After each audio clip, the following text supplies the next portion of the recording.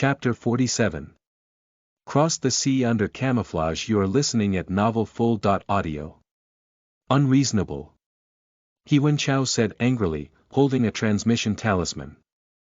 This transmission talisman had appeared inside his room at some point, stating that Wen Renhe had been eyeing Bailey Qingmiao and might come to the Shangqing sect to kidnap her, reminding He Wenchao to take extra precautions. Even though he had been married to Lu Xinyi for many years, He Wenchao still liked his junior material sister. Moreover, as his cultivation gradually improved, his status in the Shangqing sect also gradually increased, so he slowly believed that it was okay for men to have 3 wives and 4 concubines.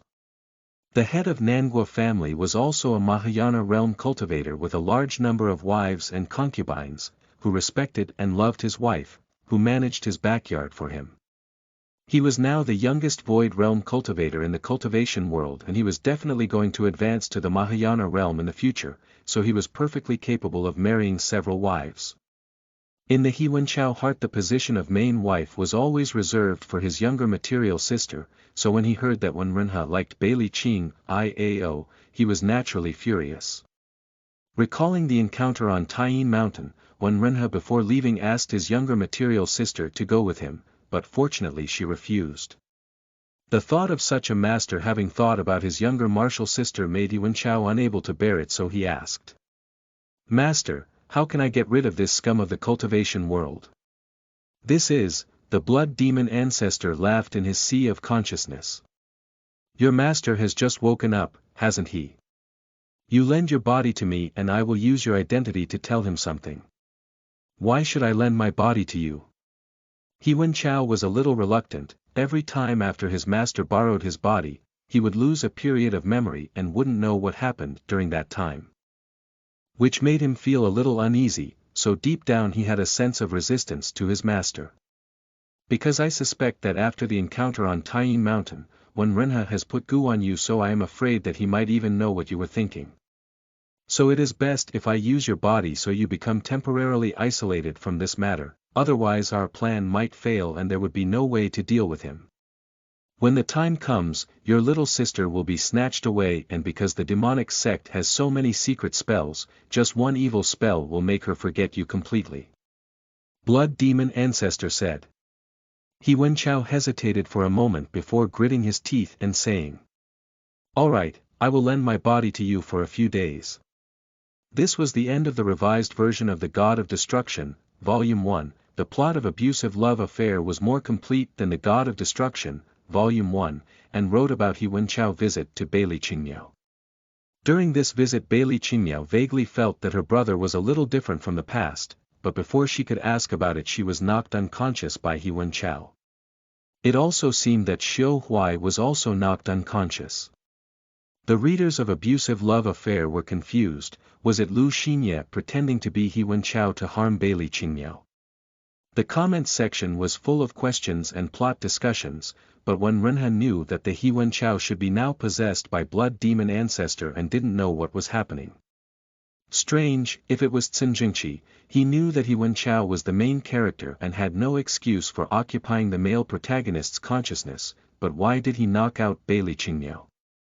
When Renhe originally thought that by letting the other party concentrate on Bailey Qingmiao, he would be able to focus the story in Abusive Love Affair and get a glimpse of the other side in the book. But unexpectedly the other party had thought about it and knocked unconscious Bailey Qingmiao. There was something wrong with this situation. There was a go board in front of Wen Renhe, so he picked out 2 white pieces and put them down. The situation on go board instantly changed. The black pieces were being surrounded by white pieces without even knowing it. Though The God of Destruction has 3 volumes, the other side guessed that he had the first volume, which was not difficult. But Abusive Love Affair has only 1 volume and he was the first to get the book. The only one who should know about it was his trustworthy Yin Hanjiang, so this matter shouldn't be exposed.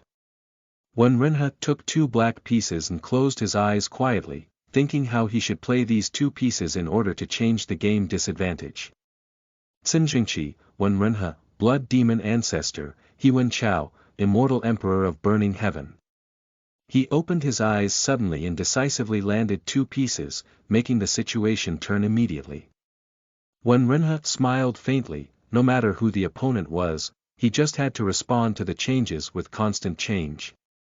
2 months later, after receiving the message from the disciple strolling outside, Altar Master Yuan dragged his fat body to meet the Venerable. "Venerable, something is wrong," Altar Master Yuan said in panic. Xinxiao received transmission from the cultivation world that in the past 2 months 17 experts of the soul transformation realm and above died, all of them from the righteous path of 4 great cultivation families. Among them was even a Mahayana realm expert. Their death, the Xinxiao, was a special organization of the Shenyuan sect, managed by the Altar Master Yuan, who was in charge of the main altar affairs and discipline register of Shenyuan sect. They were known as casual cultivators and sometimes became guests of the 4 major cultivation families. They were responsible for spying for any kind of news about the cultivation world. "What is it all about?" Wen Renha said unhurriedly. "They were all absorbed and died by the hands of a blood cultivator." Altar Master Yuan looked fearfully in the eyes of Wen Renha, then retreating 2 steps and said, "The Shangqing sect published a detailed record of killing of blood demon ancestor 10,000 years ago, informing the world that blood cultivators can only rely on absorbing others' cultivators to improve their cultivation. Then the blood cultivator will become the true demon. If someone dies of this reason, it means that true demon is present." "Shut up." Yin Hanjiang, who was standing behind Wen Renha, kicked Altar Master Yuan and pointed the tip of his sword toward his neck. Most people in the Shenyuan sect knew that when Renha had changed to blood cultivation, they were at peace with it but were also unaware of the blood cultivation method. Now hearing the announcement of Shangqing sect, Altar Master Yuan rightfully panicked. But Yin Hanjiang would never allow him to insinuate that these people were killed by Wen Renha. Although his lord was the leader of the demonic path, he would never become the true demon. Even if he kills someone, he will definitely fight head-on, just like during a massive demonic war or during the destruction of Taiyin Mountain. He would never do something as petty as backstabbing people. Patriarch Yin does not need to be angry. Altar Master Yuan is just reporting the truth. Wen Renha said, pacifying Yin Hanjiang. Seeing Yin Hanjiang depressingly withdraw the sword, Wen Renha caressed his hand and said, "This is a wonderful move, directly trapping a sect in a place of no return." After occupying He Wenchao's body, the blood demon ancestor had secretly murdered the experts of the cultivation world, thus improving his cultivation while guiding the Shangqing sect to disclose the secret of the blood cultivation heart method, making people believe that the 17 experts were killed by Wen Renha. Once the news was announced, the righteous cultivators as well as the cultivation families would definitely find a way to focus their efforts on exterminating the Devil Venerable. The people of Shenyuan sect will definitely panic after hearing about the blood cultivation heart method, so it would be difficult for them to fight against the whole cultivation world just for Wen Renha, and might even want to backstab him secretly. At the same time, the blood demon ancestor who absorbed 17 experts, had probably recovered to the peak strength of the Mahayana realm. Not only will Wen Renha be isolated, but it will also let the righteous path unite with 4 major cultivation families. Using Wen Renha as a shield to enhance their strength while avoiding the revision of the plot. Everything was done in the dark. It was really brilliant. Venerable Master, I heard that they are already preparing to revolt against you. How should we respond? Altar Master Yuan got up and took a few more steps backward, backing away from Wen Renha as he asked. Wen Renha raised his eyebrows. Is the Shenyuan sect still willing to fight together with this Venerable at this moment? We are naturally loyal to Venerable. Even if Venerable absorbs us to improve his cultivation, we have no complaints. Altar Master Yuan said as he stepped back. Listen, Wen Renha said to Yin Hanjiang with a smile. If I really brought this group of people to meet the enemy, I would only be afraid that they would stab this Venerable in the back. No, Venerable. Yin Hanjiang put down his sword and walked unarmed to Wen Renha, proving his loyalty and trust in Wen Renha with his actions. You are the only one who still believes in this Venerable. When Renha touched Yin Hanjiang's neck and found that the skin under his palm trembled unconsciously several times, he restrained his smile and said coldly, "If you believe in it, why are you shaking?" Subordinate did not, subordinate was, Yin Hanjiang did not know how to explain, so he just raised his head and stopped speaking. Seeing that he didn't continue, Wen Renha said, "That's all, you do not trust this venerable, so this venerable cannot trust you either. Patriarch Yin, you have disappointed this venerable." After he said that, he turned into bloodlight and left the Shenyuan sect. The venerable is gone, what should we do? Altar Master Yuan looked at Yin Hanjiang and asked helplessly. In the absence of venerable, Vice Patriarch is the acting head. If the Vice Patriarch is not here, the right protector will act, so do what you have to do. Yin Hanjiang said, picking up the Alcade sword and flying towards the direction where the bloodlight left. Altar Master Yuan had no choice but to summon the right protector. When Xu Yanyan received the message, she was nestled in Helian Chu's arms eating spiritual fruits, so she heard the news together with him. Protector, will the venerable really absorb other people to cultivate? Helian Chu with a fearful face hugged Xu Yanyan even more tightly. Xu Yanyan pushed him away and said, "You obviously are not afraid, so don't pretend. If venerable wanted to absorb you, would you be able to escape?" Helian Chu blushed and said, "This subordinate is not taking this opportunity to get closer to the protector. Does the protector think venerable is the kind of person to secretly absorb other people?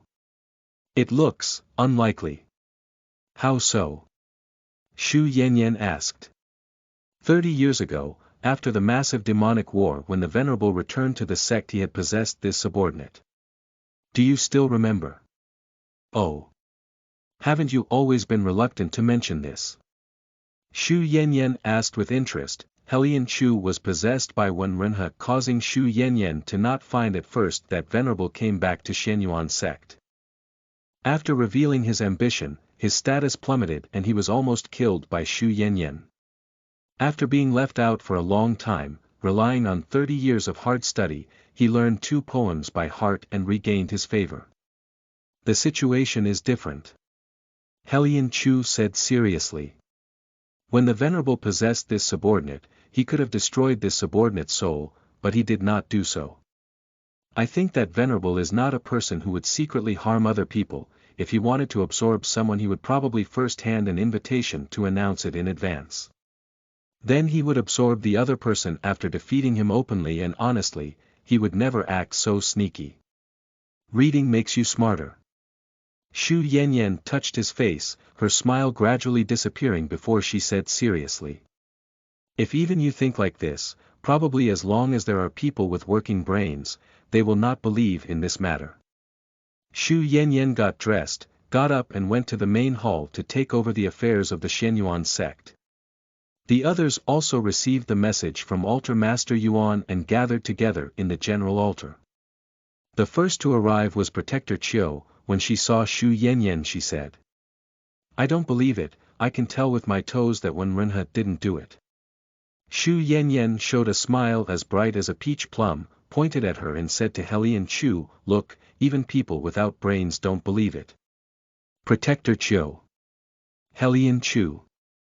After everyone arrived at the general altar, Xu Yanyan said, "I understand that you all have questions in your minds, and some people want to do something while they have the opportunity. But I advise everyone to hold back first. Even if you want to compete for the position of the Devil Venerable, you have to wait until the news is confirmed. The last punishment, we all know in our hearts, right? This protector does not want to be punished again in such a short period of time." Remembering the last punishment, Altar Master Wan shivered and was the first to shout. "Whoever likes to backstab might do, but I don't dare to do it." Several altar masters also expressed their fear. At this time, a messenger talisman flew to the general altar. It was sent by Xinxiao.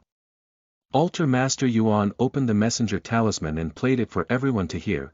"We have received news that Bailey Qingmiao has been taken captive by the blood cultivator to the underworld Blood Sea, and her life is in danger.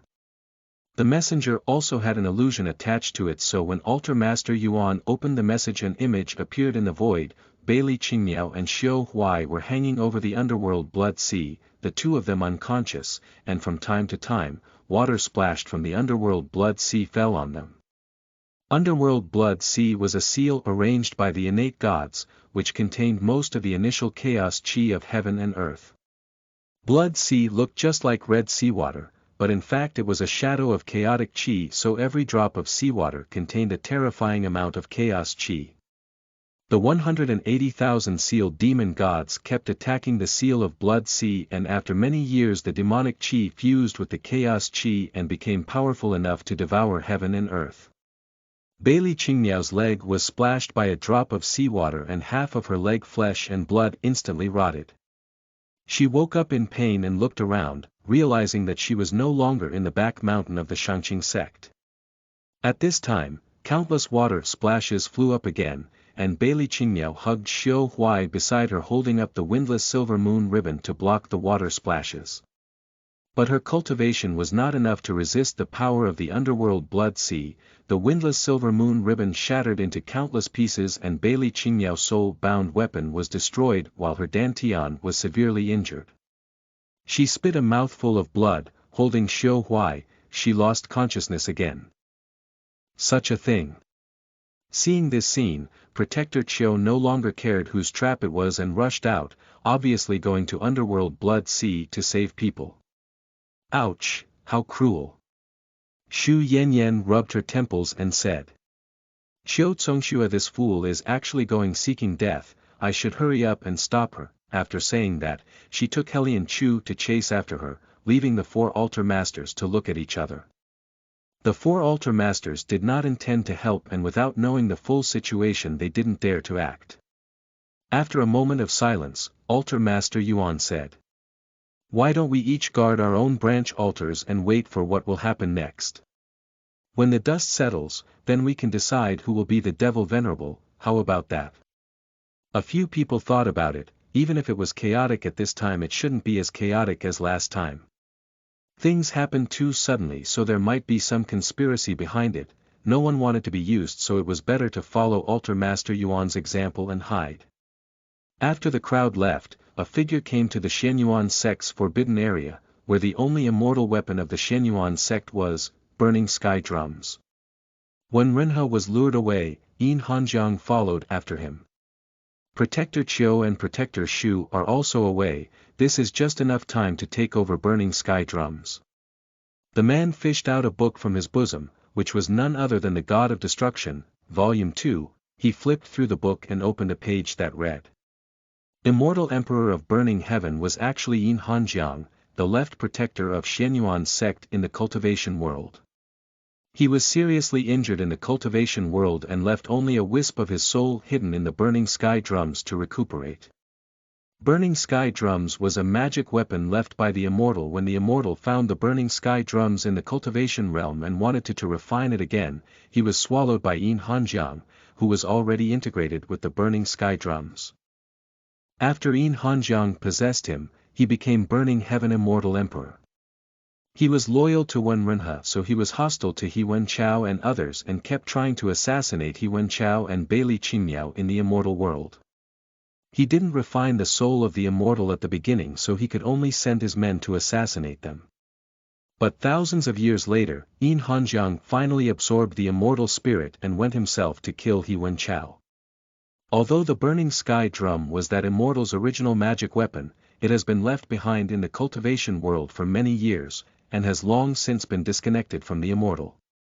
As long as heart blood and part of soul is fused with burning sky drums starting from the weak soul sealed in it to be devoured, you can refine both immortal and demonic chi in it and become the strongest immortal venerable between heaven and earth.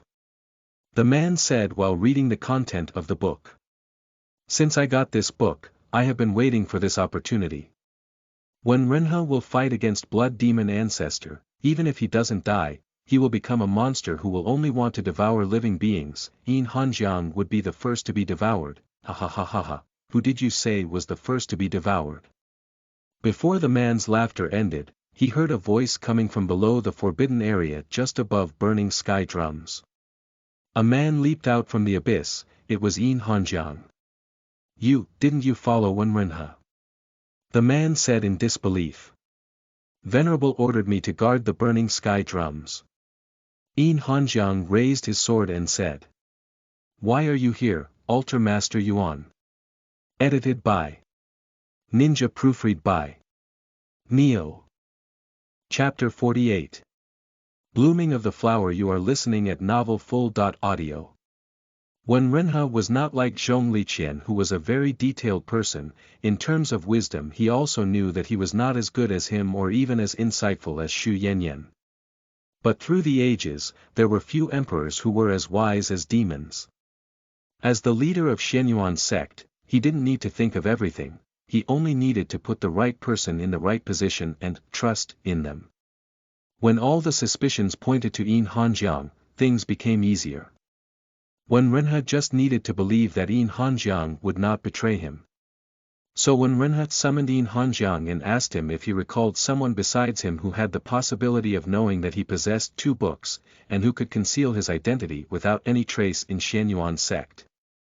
Yin Hanjiang always thought that he had a pretty good memory. On the day his lord got the abusive love affair only he was there, but there was a person who repeatedly asked him, what secret book did Venerable get, should we hold a celebration banquet?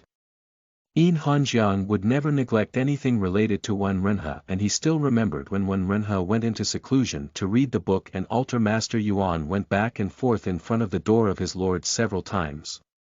Altar Master Yuan also proposed to hold a celebration banquet once. After a massive demonic war between the righteous and the demonic path, Venerable returned to the sect with greatly improved cultivation, but Altar Master Yuan never mentioned holding the celebration banquet even once. He also never mentioned it after the sect opened after 30 years of seclusion. After Yin Hanjiang talked about this matter, Wenrenha analyzed the character of several subordinates of Shenyuan sect.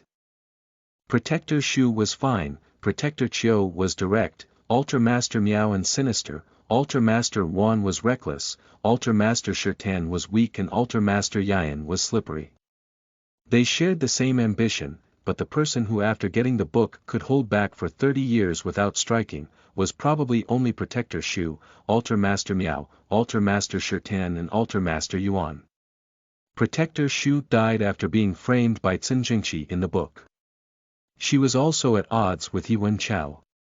In the God of Destruction all characters had on surface a good relationship with He Wenchao, so it was absolutely impossible for Protector Shu to get the book. If Altar Master Miao got the book he would definitely become suspicious after learning that the male lead's main wife suddenly became a man, and while torturing Purple Spirit Pavilion Master with poisonous goo, he would ask for the whereabouts of the 3rd volume. But he did not do so, making him less suspicious. For the remaining altar masters, Wenrenha, in order to confirm his suspicions, summoned Zhong Liqian and asked him for advice on what kind of person could change his name in the Shenyuan sect for hundreds of years without being discovered. Zhong Liqian, who received the messenger, became speechless. Why should he be asked to analyze the internal affairs of the Shenyuan sect as an outsider? Even so, Zhong Liqian still thought carefully. After listing countless possibilities he came to conclusion, the person in charge of the roster was the most likely one. At this point, Altar Master Yuan has become the most suspicious. Of course, Wenrenha had no evidence, but did the Shenyuan sect needed evidence to do something? Does he need a reason to kill one of his men? However, in order to get the 2nd book and to eliminate the hidden danger in one fell swoop, Wenrenha decided to hold back for the time being. The person in possession of the 2nd book had been hiding his identity for 2 purposes. First, he wanted Wenrenha to die. Second, he wanted to improve his strength. There are certainly few opportunities for the cultivation world that could be mentioned in the 2nd volume that took place in the immortal world. According to the current clues, only one thing could be determined from the name of Burning Heaven Immortal Emperor and Burning Sky Drum. Burning Sky Drum was an immortal weapon, so how could it have nothing to do with the supreme being of the immortal realm? At the very least, it had to be related to him in one way. Therefore, there are 2 places Cin Jingqi will go, one was Underworld Blood Sea to help He Wenchao kill Wen Renhe, and the other was the forbidden area where the burning sky drum was located. At this point, it didn't matter whether Chen Jingqi and the altar master were the same person, as long as he was able to guard these two important paths, they would be able to catch him. This was Wen Renhe's strategy. It was a little rough, but the general direction was still alright. At the same time, he also wanted to take this opportunity to enter the underworld Blood Sea and distract Yin Hanjiang, who might follow him. When Yin Hanjiang came to look for him after guarding the burning sky drum, no matter if it would be success or failure, everything would already be settled. Not knowing the above analysis, Altar Master Yuan said smilingly. "What are you talking about, Patriarch Yin? I was worried about the safety of Venerable, so I wanted to use the burning sky drum to help him. More than 30 years ago, didn't Patriarch Yin also use the burning sky drums to help Venerable when he was fighting 20.1 experts of the righteous path? Why is it something that only Patriarch Yin can do and Altar Master Yuan can't?" Yin Hanjiang remained unmoved, staring at the book in Altar Master Yuan's hand and said, "For so many years, no one seems to know Altar Master Yuan's real name. Xu Yanyan, Qiu Congxue, Ruan Wei, Shirtan Xin, Miao Chiqing." Yin Hanjiang saw all these names on roster, but what about the Altar Master Yuan? The cultivation world's rosters were different from the real world roster. The roster itself was also a magic treasure, and when you recorded your name you needed to leave a drop of your heart blood, so if that person died outside or their cultivation went astray, the roster would be able to reflect it. The name on it also could not be changed casually. Names were something that was given by parents, and in ancient times, there was a saying that calling one's name was the same as calling their soul. This means that there is cause and effect between the name and the soul, and if the name on the magic treasure does not match the heart and blood, it could be found. At this time, what else can we do? Shouldn't we go to the underworld Blood Sea and find Venerable quickly? Altar Master Yuan's chubby face was full of anxiety, but his heart was extremely calm. He knew that there should be no way to hide it at this moment, and Yin Hanjiang hiding here meant that Wen Renhe was suspicious of him. Altar Master Yuan didn't understand why Wen Renhe would suspect him. After all, his guess that Wen Renhe had also a book in his hands with Bailey Qingmiao as the main character was also a coincidence. When Wen Renhe got a book and went for closed-door cultivation, Altar Master Yuan had some doubts. Wen Renhe cultivated the slaughter path, and every time his cultivation improved he was always on the battlefield. He would also only glance at the cultivation method offered by his subordinates and would rarely go into seclusion because of it. At that time he only thought that Wen Renhe had gotten the immortal law, so he tried to check it with Yin Hanjiang, but it didn't work out, so he kept it in his mind, thinking of finding an opportunity in future to steal it. Unexpectedly, more than 30 years ago, when Wen Renhe and Yin Hanjiang went out to kidnap Zhong Liqian, a book suddenly fell from above Altar Master Yuan's head. It was The God of Destruction, Volume 2, and in the opening summary was written, "Wen Renhe was killed by He Wenchao in Underworld Blood Sea." Altar Master Yuan was very happy to see this. However, the task of the first page of the book was Volume 1, the plot has changed dramatically. The chance of Wen Renhe death is reduced. Bailey Qingmiao and He Wenchao are gradually separating. Choosing a person who has the deepest malice towards Wen Renhe in the book to change the plot, help the male lead kill Wen Renhe and win Bailey Qingmiao's heart. After reading the second volume of the plot, Altar Master Yuan found that his real name Chen Jingqi appeared in the book, and that he was He Wenchao's little brother, which made him feel very discontent. He decided to take this opportunity to make He Wenchao and Wen Renhe kill each other and take over Yin Hanjiang's opportunity to get burning sky drum. However, as soon as he got the book, Wen Renhe announced that Xianyuan's sect would close the mountain for 30 years. But 30 years later, when Altar Master Yuan was going to make a move, there was a rumor that the Purple Spirit Pavilion Master was a man. Through the Purple Spirit Pavilion Master he deduced that the third volume appeared at the same time as the second volume, so the first volume should also appear at the same time. But then again, it didn't make sense. Wen Renhe obviously got a book many years ago and had already started to change the fate of heaven. Altar Master Yuan repeatedly thought about it and found that at the very beginning Wen Renhe did not hurt He Wen Chao but instead looked for Bailey Qingmiao. In his mind a bold idea arose. Could Wen Renhe have two books in his hands? The other book would not be the God of Destruction but the book with Bailey Qingmiao as the main character. Regardless of whether his guess was correct or not, to be on the safe side, he immediately changed his real name in the roster, and then contacted the blood demon ancestor to knock Bailey Qingmiao unconscious to avoid exposing his plan. He met the blood demon ancestor when he secretly observed He Wen Chao, then the two of them temporarily reached an understanding and had a brief cooperation. Altar Master Yuan didn't understand, he had already considered everything, so how could Wen Renhe still guess it? Of course, he said these words now to lower Yin Hanjiang's guard, expecting to convince Yin Hanjiang to let him go for the time being, trying to relax his vigilance. But after only a few sentences, Altar Master Yuan realized that this would not work. Yin Hanjiang was like an emotionless puppet, no matter what he said, he wouldn't waver. Altar Master Yuan sighed and said, "It seems that Patriarch Yin does not believe me, so I have no choice but to protect myself." After saying that, he brought out his poisonous dragon whip, which was Altar Master Yuan's soul-bound weapon that no one in the Xianyuan sect had even seen in all these years. Externally, Altar Master Yuan had always shown power of a void realm cultivator, which was the weakest among the four altar masters and the two protectors. In the early years of cultivation, Altar Master Yuan Foundation was damaged, making him unable to advance to the Mahayana realm. In the book, after he met He Wen Chao, he became the younger brother of the male protagonist, and with his help he got the opportunity to be successfully promoted to the Mahayana realm. He found the clue to advancement in the second volume, and 30 years ago he found numerous opportunities to cure his wound and advance to the Mahayana realm. Without sufficient strength, he wouldn't dare to lay his hand on the burning sky drum. As soon as the poisonous dragon whip appeared, it became surrounded by an aura filled with poison. Ordinary poison had no effect on the cultivators, but Altar Master Yuan poison was very powerful, and the longer it was absorbed the weaker your strength would become. The cultivator was bound to absorb the spiritual energy of heaven and earth in battle, so Yin Hanjiang's strength would become weaker the longer he engaged in battle.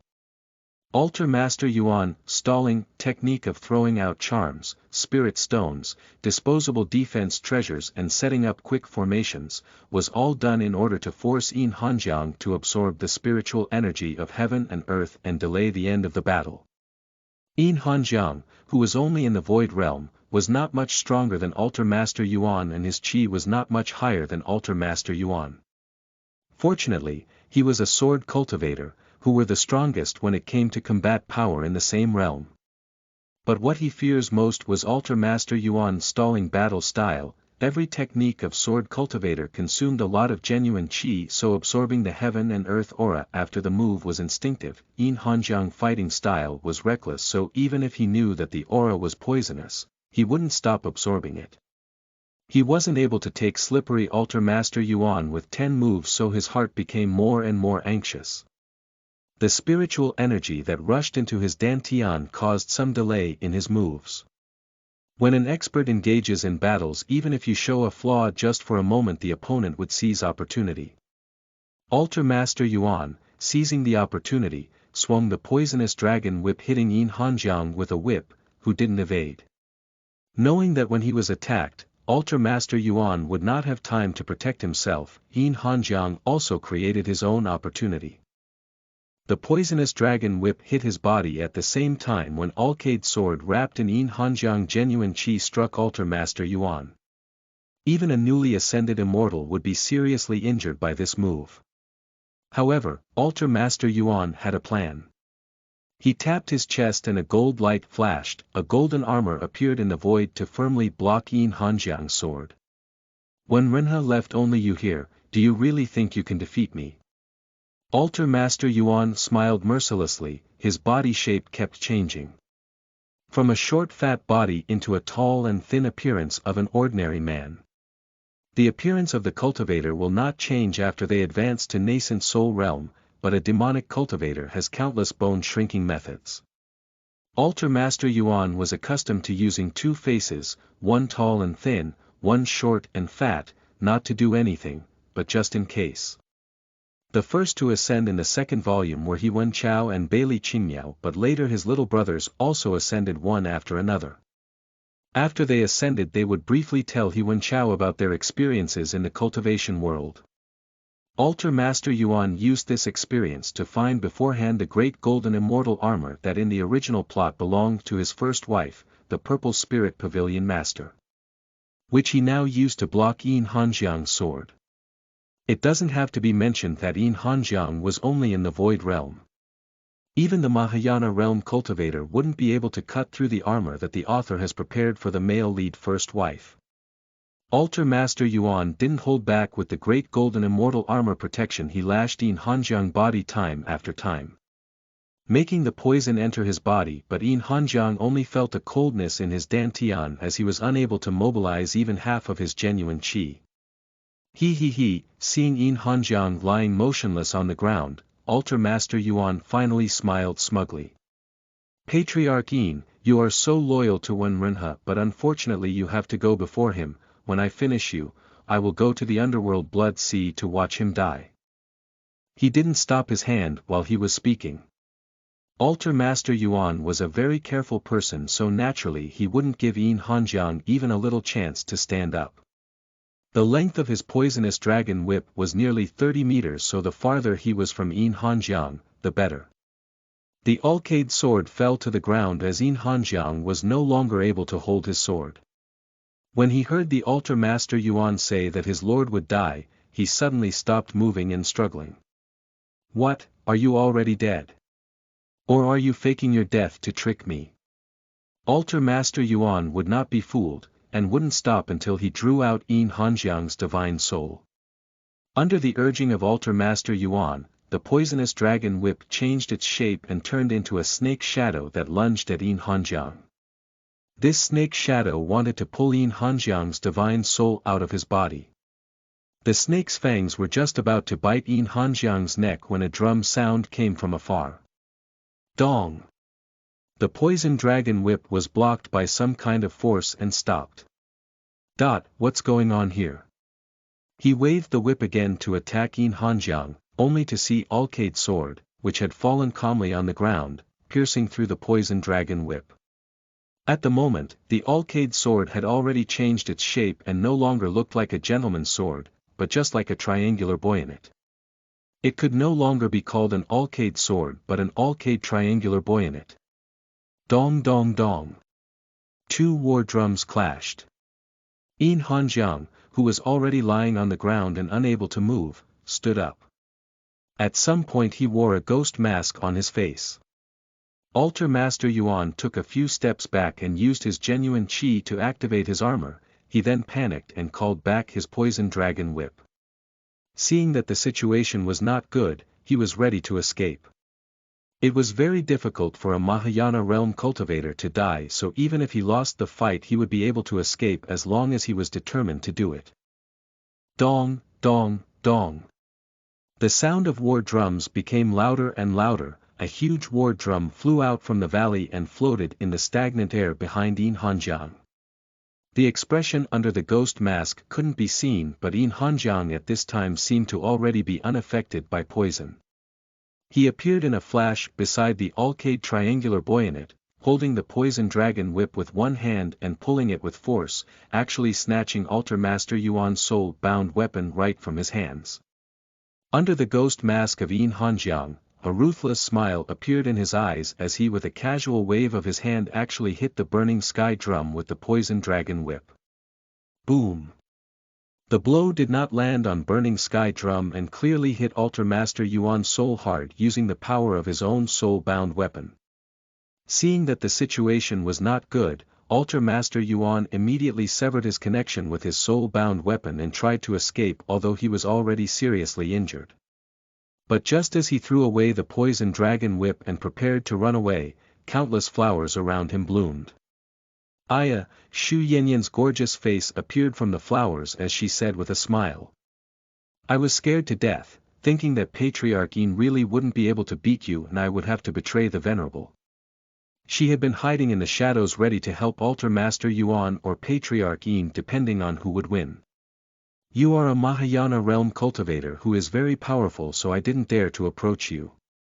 But now that you have endured the pain of losing your soul-bound weapon and showed weakness, how could this protector miss this opportunity?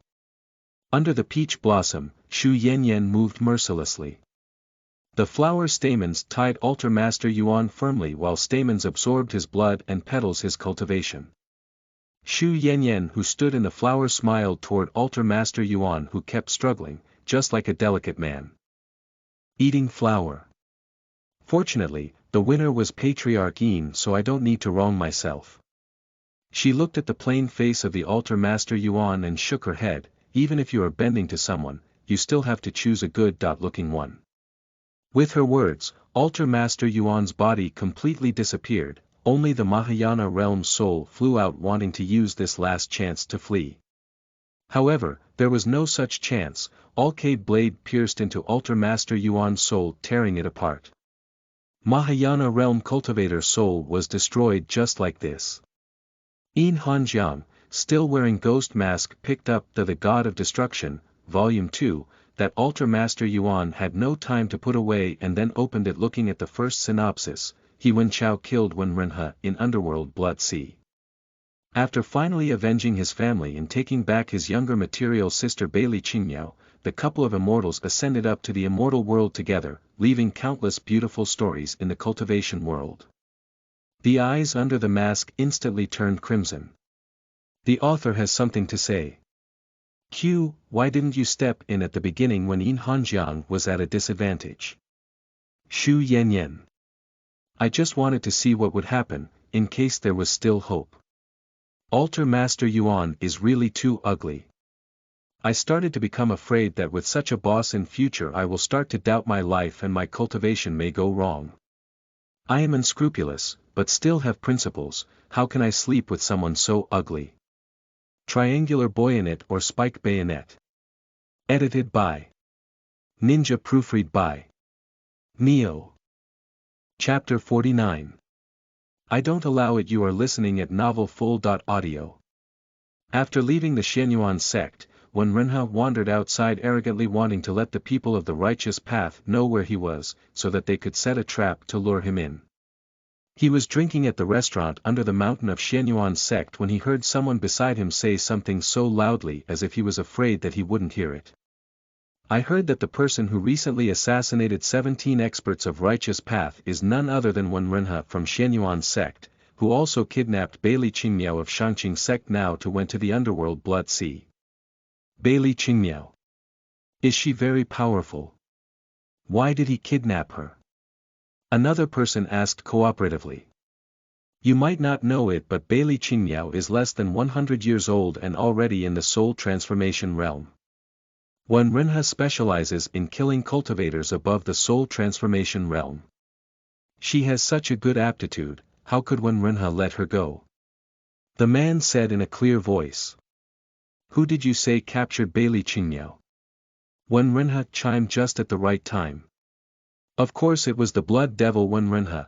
The man turned his head thoughtlessly and cried out. Wen Renhe. His companion hastily shrank into a corner and said. Don't kill me, I'm only at the Golden Core realm, my cultivation would not even fit between the gap of your teeth, I am useless. Wen Renhe symbolically waved his sleeve and seriously injured the two, then he got up and went to the underworld Blood Sea. At this time Bailey Qingmiao opened her eyes. She and Xiao Huai have been laying unconscious in the back of the mountain for 2 months, but when she opened the eyes this time she saw that she was hanging in a strange and terrible place. Bailey Qingmiao tried to protect Xiao Huai, her apprentice, before danger strikes. Bearing the pain of her dantian she woke up Xiao Huai and gritting her teeth she said. Disciple, wake up, we must escape. Xiao Huai dazedly opened his eyes, looked up and saw a dim sky as well as dark red sea beneath his feet. Shocked he asked. What is this place? I'm not sure, Bailey Qingmiao said. But we have to climb up. They are hanging on the cliff with ropes tied around their waists. Below them was a dark red sea of blood. This place was very strange. She tried to fly up several times but couldn't do it. Not because her cultivation was sealed, but she just couldn't fly. There seems to be an endless suction force below, absorbing the surrounding aura. If they wanted to go up they had to climb with both hands and feet. Bailey Qingmiao should have been afraid, but at this moment her heart was incomparably calm, probably because of Zhong Liqian's emotional stability. It was okay, Bailey Qingmiao told herself in her heart. She looked at the top left stone and grabbed it to climb up. As a master, she had to scout the way for her disciple. But as soon as she touched the stone, the burning and corroding pain came from her palm. Bailey Qingmiao hastily withdrew her hand only to see that her original white and tender left hand had been scorched black. She could vaguely see a blood bubble bursting from her scorched flesh. Master. Seeing Bailey Qingmiao was injured, Xiao Huai hurriedly took out the pill to treat her. The people who hung them here were very strange. They didn't seal their cultivation or take their storage devices and just hung them here as they were. After taking the pill, Bailey Qingmiao became much better. She looked upward, but could not see a human figure. Where the hell is this? We were obviously in the back of the Shangqing sect. Why are we here? Bailey Qingmiao asked, holding her head. Could it be that the Shangqing sect suffered an accident? Xiao Huai simply wanted to hit his master's head and turn it in the right direction, but he still said. Master Zhong is a guest in the Shangqing sect. If the Shangqing sect was in crisis, how would he let you be taken away? Now it is obvious that he is not in trouble and might not even know anything about your situation. With his strength, the Shangqing sect mountain protection formation, do you think it is possible for Shangqing sect to be attacked? This. Then why exactly? Bailey Qingmiao had actually thought of it, but could not believe it. Why else? Who was the last person you saw before you fell unconscious? Xiao Huai almost roared. It was her elder material brother. Bailey Qingmiao remembered that before she fainted, her elder martial brother came to see her at the back of the mountain. When she woke up she was already hanging here. It is obvious that the Shangqing sect hangs you here to do something, Xiao Huai said. Don't you see that we are looking at two baits now? When he was a ghost cultivator, he would often use bait to lure ordinary people, so after he opened his eyes he couldn't be more familiar with this situation. What does the sect master want to do with me? Bailey Qingmiao asked disbelievingly. What else could it be? Before you fell unconscious they asked you to do something that you didn't agree with. It must be that. Xiao Huai huffed. Why is his master so stupid? Bailey Qingmiao shook her head. It's not that she didn't expect it, it's that she couldn't believe it.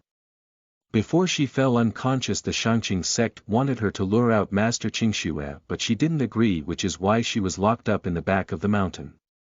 Her elder material brother also tried to persuade her once, but she still didn't agree. The second time her elder material brother came to visit her, he knocked her out. Xiao Huai said angrily. Using their own disciple to lure the demonic path, what kind of righteous sect is Shangqing sect? It's just a bunch of petty scums. His voice was loud, and he even used his genuine qi to spread it far away, so that the people on the cliff who had set up the ambush could hear. Many people on the cliff had already set up nets waiting to kill the blood devil. Hearing the shout of a young disciple like Xiao Huai, some people's faces slightly flushed, but they still didn't dare to make a sound. On the contrary, the elder from Nangua family who had a grudge against Bailey Qingmiao and her group, stood up and walked to the side of the cliff and said to the two of them.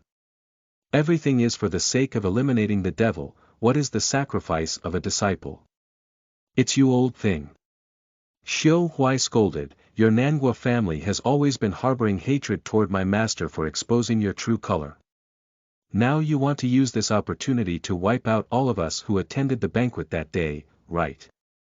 The Shangqing sect has degenerated to the point of being in cahoots with the Nangua family. Bah! I'm really ashamed to be a disciple of the Shangqing sect. He was a ghost cultivator, or a ghost cultivator who had been stealing wandering souls in the public, so he could really curse like a rascal and say anything. Anyway, they are going to die, so Xiao Huai didn't hold back any longer and desperately cursed the Shangqing sect and the Nanguo family. The vulgarity of the wording, the number of curses he knew made Bailey Qingmiao jaw drop. Her disciple had always been well behaved, and even if he revealed his true personality from time to time it was harmless. What's more, he had been learning under Master Zhong Liqian and she never saw him swear, so now Bailey Qingmiao was really shocked. She whispered.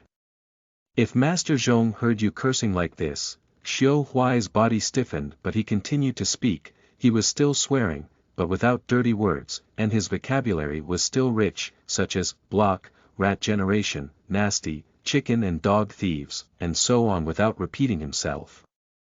Bailey Qingmiao really didn't know how he could not memorize poetry, when he memorized so many cursing vocabulary. Xiao Huai said. You old things, your behavior today is way worse than the demonic path. The righteous cultivators pretended not to hear, but the elder of Nanguo family couldn't help scolding him, so he pointed at Xiao Huai and said a few words, an ignorant youth, and then he retreated. Xiao Huai shouted until his voice became hoarse, but no one responded to him, so he said to Bailey Qingmiao. Your sect is not a good place, your elder material brother is even worse, don't like him. Bailey Qingmiao said quietly. Elder material brother. Is also unable to disobey the sect orders. Xiao Huai, who was almost deceived by her. When the Shangqing sect asked you to assassinate Xiao Zongxue, you would rather be locked up in the back of the mountain than agree. How come He Wenchao didn't disobey the sect when they asked him to use you as bait? Bailey Qingmiao became speechless. Well said, disciple. The female lead retarded brain needs to be scolded severely. Xiao Huai male lead number 5 is fine. Before the revision, he was killed by He Wenchao, so I always thought it was invisible. But after the revision, I found that this little thing's mouth is so good at talking. 1 second Bailey Qingmiao was still in the back of the mountain, and in the next she fainted and appeared here. At first I thought I missed reading 10,000 words, but now that it was explained clearly, it turns out that He Wenchao is a shameless one. Forcing the female lead to do things she doesn't want to do under the banner of being good to you. In order to control the plot at all times, Wen Renhe rushed to the underworld Blood Sea while still checking the book. After Bailey Qingmiao woke up, abusive love affair changed, but the god of destruction didn't, so He Wenchao should still be possessed by blood demon ancestor. He put away the book and directly appeared in the underworld Blood Sea, pretending to be unaware of the trap, and rushed straight toward Bailey Qingmiao.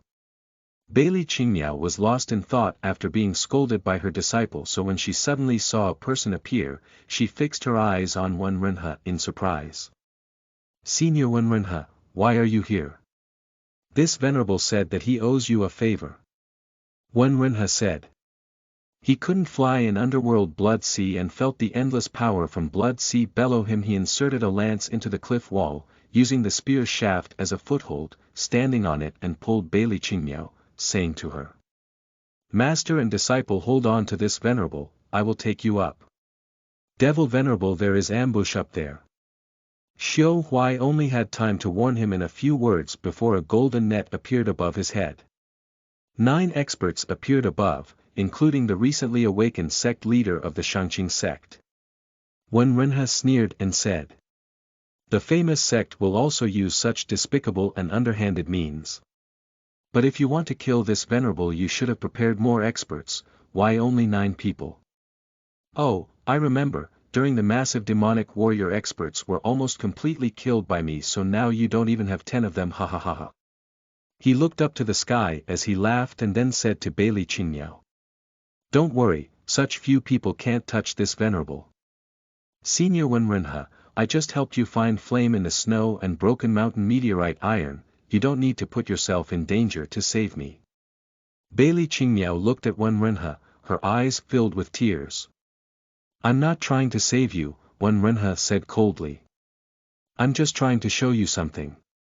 Faced with 9 experts, Wen Renhe was not afraid. He had more than just his 7 stars killing halberd. He casually threw a pair of twin swords, first to cut the rope around the waist of Bailey Qingmiao and Xiao Huai, and inserted the second of the twin sword into the cliff wall to use it as a stepping stone to jump upwards. The surrounding cliffs had been affected by the chaotic power and demonic chi of the underworld blood sea for many years. They had strong corrosive force, so strong that even when Renha didn't dare to directly touch the cliff and could only use such a method to jump upward. Even the top magical weapon would turn into blood and fall into the blood sea after being inserted in the cliff for more than a quarter of an hour. Bailey Qingmiao saw that the double swords and lance disappear, so remembering what happened to her arm she could only gulp in fear. Elder Martial Brother, brought her here knowing that this place was so dangerous. Bailey Qingmiao thought in confusion. Fortunately, when Renha had many magic weapons, swords, spears and halberds were constantly thrown to the cliff wall, so after a few jumps he arrived near the golden net. It's just the heaven and earth law net formation. When Renha looked at the golden net, wielding the 7 stars killing halberd, he swung it with all his might. Under the power of 7 stars killing halberd, a crack was created in heaven and earth law net formation. He carried Bailey Qingmiao and leaped upwards into the air, looking like he was about to run. Even the combined attacks of several experts could not hurt Wen Renha or slow him down for a bit. Just then, He Wenchao appeared. His eyes were cold, and when he saw that Wen Renha had been protecting Bailey Qingmiao with a twinkle in his eye, he brought out his sword and viciously stabbed Bailey Qingmiao in the heart. When Renha realized that this was not He Wenchao but blood demon ancestor who was possessing him. However, it was enough with this sword. Bailey Qingmiao's love should also die. When Renha rolled over to protect Bailey Qingmiao and was stabbed in the back. Bailey Qingmiao saw that her elder material brother showed no mercy and felt dumbfounded. At this time, the consciousness of the blood demon ancestor retreated and He Wenchao returned. He Wenchao looked at his hand and seemed to remember what had just happened and yelled toward Bailey Qingmiao. Younger martial sister, I didn't do it, I didn't do it. This sword had the power of the blood demon ancestor hidden in it, and it was able to destroy the blood cultivation engraved on Wen Renha divine soul.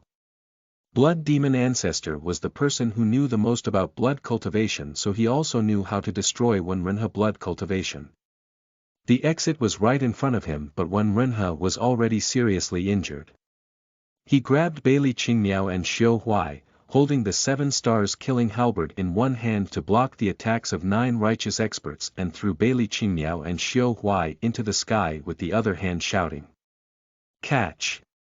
One person in the sky caught 2 people. It was Qiu Zongxue who came in time.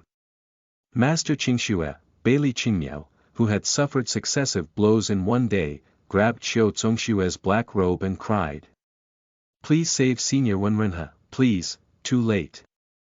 Qiu Zongxue stood in the clouds and quietly looked down. In the golden net, Wen Renha had 9 different magical weapons sticking out of his body and had been pierced by 10,000 arrows.